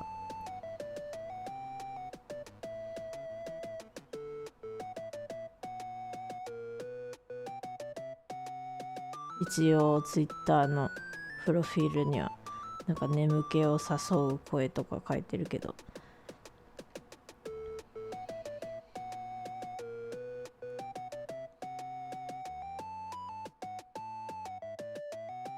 なんかアーカイブとかって本当誰が見てるんだろうって、スイッチの方が断然見てもらってる数が多いんですけど、その見てもらってる数のうちってどのぐらいの方がなんかフォロワーで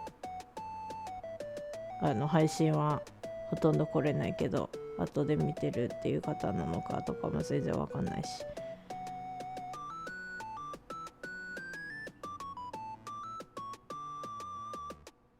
手探りすぎる。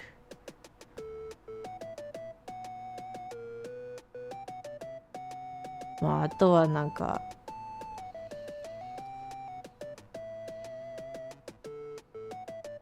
自分じゃない誰かを憑依してもなんか完璧性格変えてやるかとか、でもそれはそれで多分長続きはしない。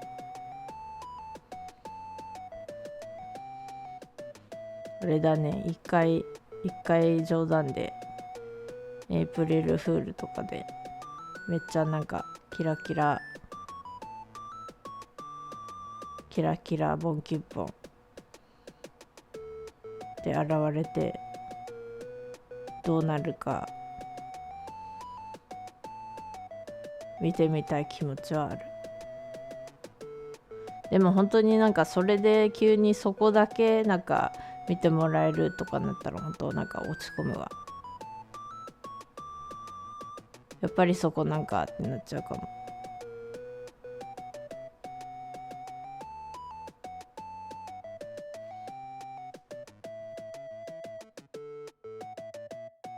よし、もやりすぎてるので、あとは手が止まって全然進まないソウインかわいそう。本当はもっと鱗とか描こうと思って一応色は塗ったけど、尻尾はお花です。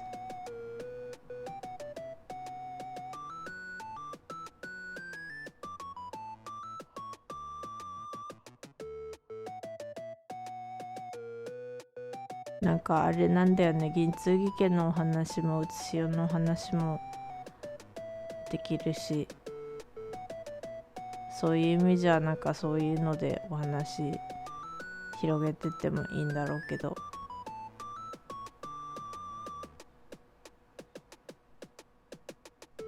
今回はソウインのことちょっとだけお話ししましたけど、誰っていうあれだよね。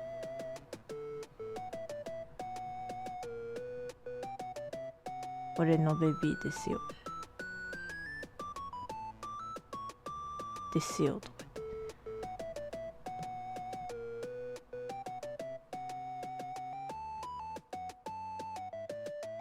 トラップ発動一時捜索。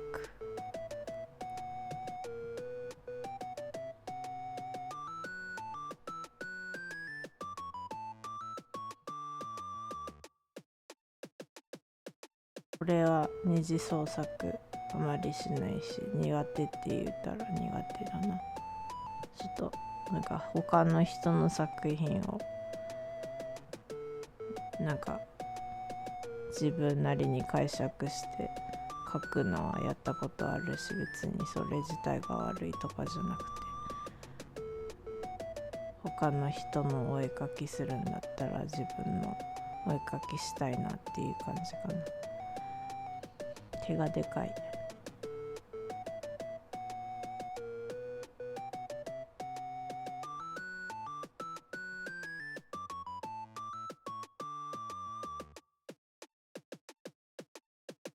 ネズミって言われた色で、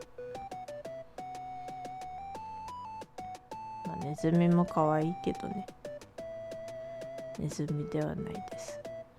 それでは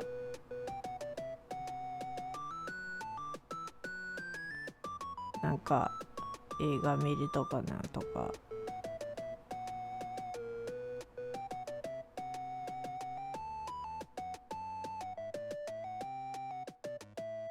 これは映画よりはゲームやりたい派です。ダメじゃ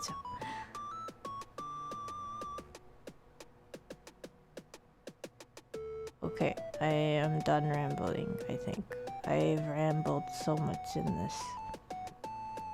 Too much rambling, blah blah blah blah. About stuff that no one has answers for. I talked a lot about just like what does it mean to be me? Like why would anyone come and see me? And all that. And then also like how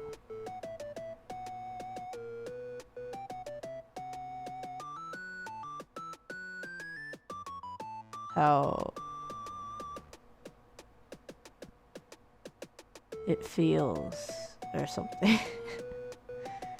Anyway, thank you for coming. Thank you for watching. I appreciate your comments. I appreciate your views. I appreciate your existence. And hopefully I will see you again. If not, I hope you have a happy time in this world. I hope you have a happy time regardless. I mean, so anyway, I will talk to you later, or maybe not necessarily ever, but that's okay. I will see you. それでは、見に来てくれてありがとうございます。お話してくれた方もありがとうございます。あとはアーカイブとか後から見てる方もありがとうございます。めちゃくちゃもやもやボールを投げてるだけの配信になってしまいましたが、ソウインかけたけどもうちょっと終わらせたかった。まあそんなこんなんで、なんかまた会えたら会いましょう。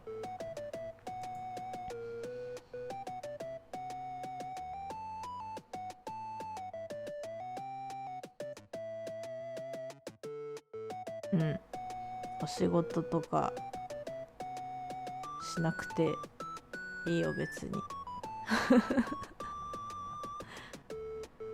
あれ言うけど、推しは押せるときに押せとか言うけど、なんて言うんだろう。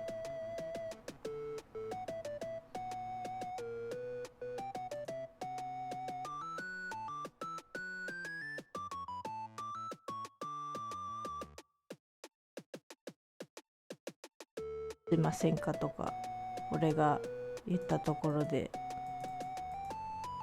したくないことはみんなしないと思うので、それでいいんだよ。俺だってしたくないことしたくないし。それでは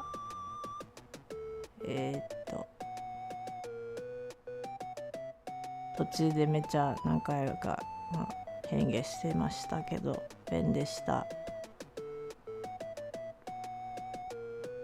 おやすみ、おはよう、バイバイ。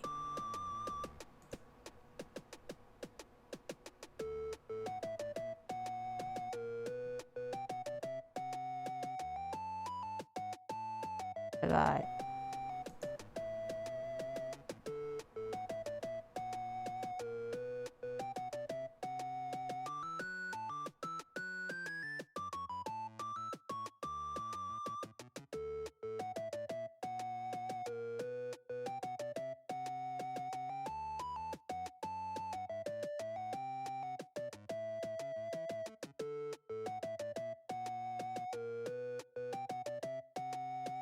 バイバーイ。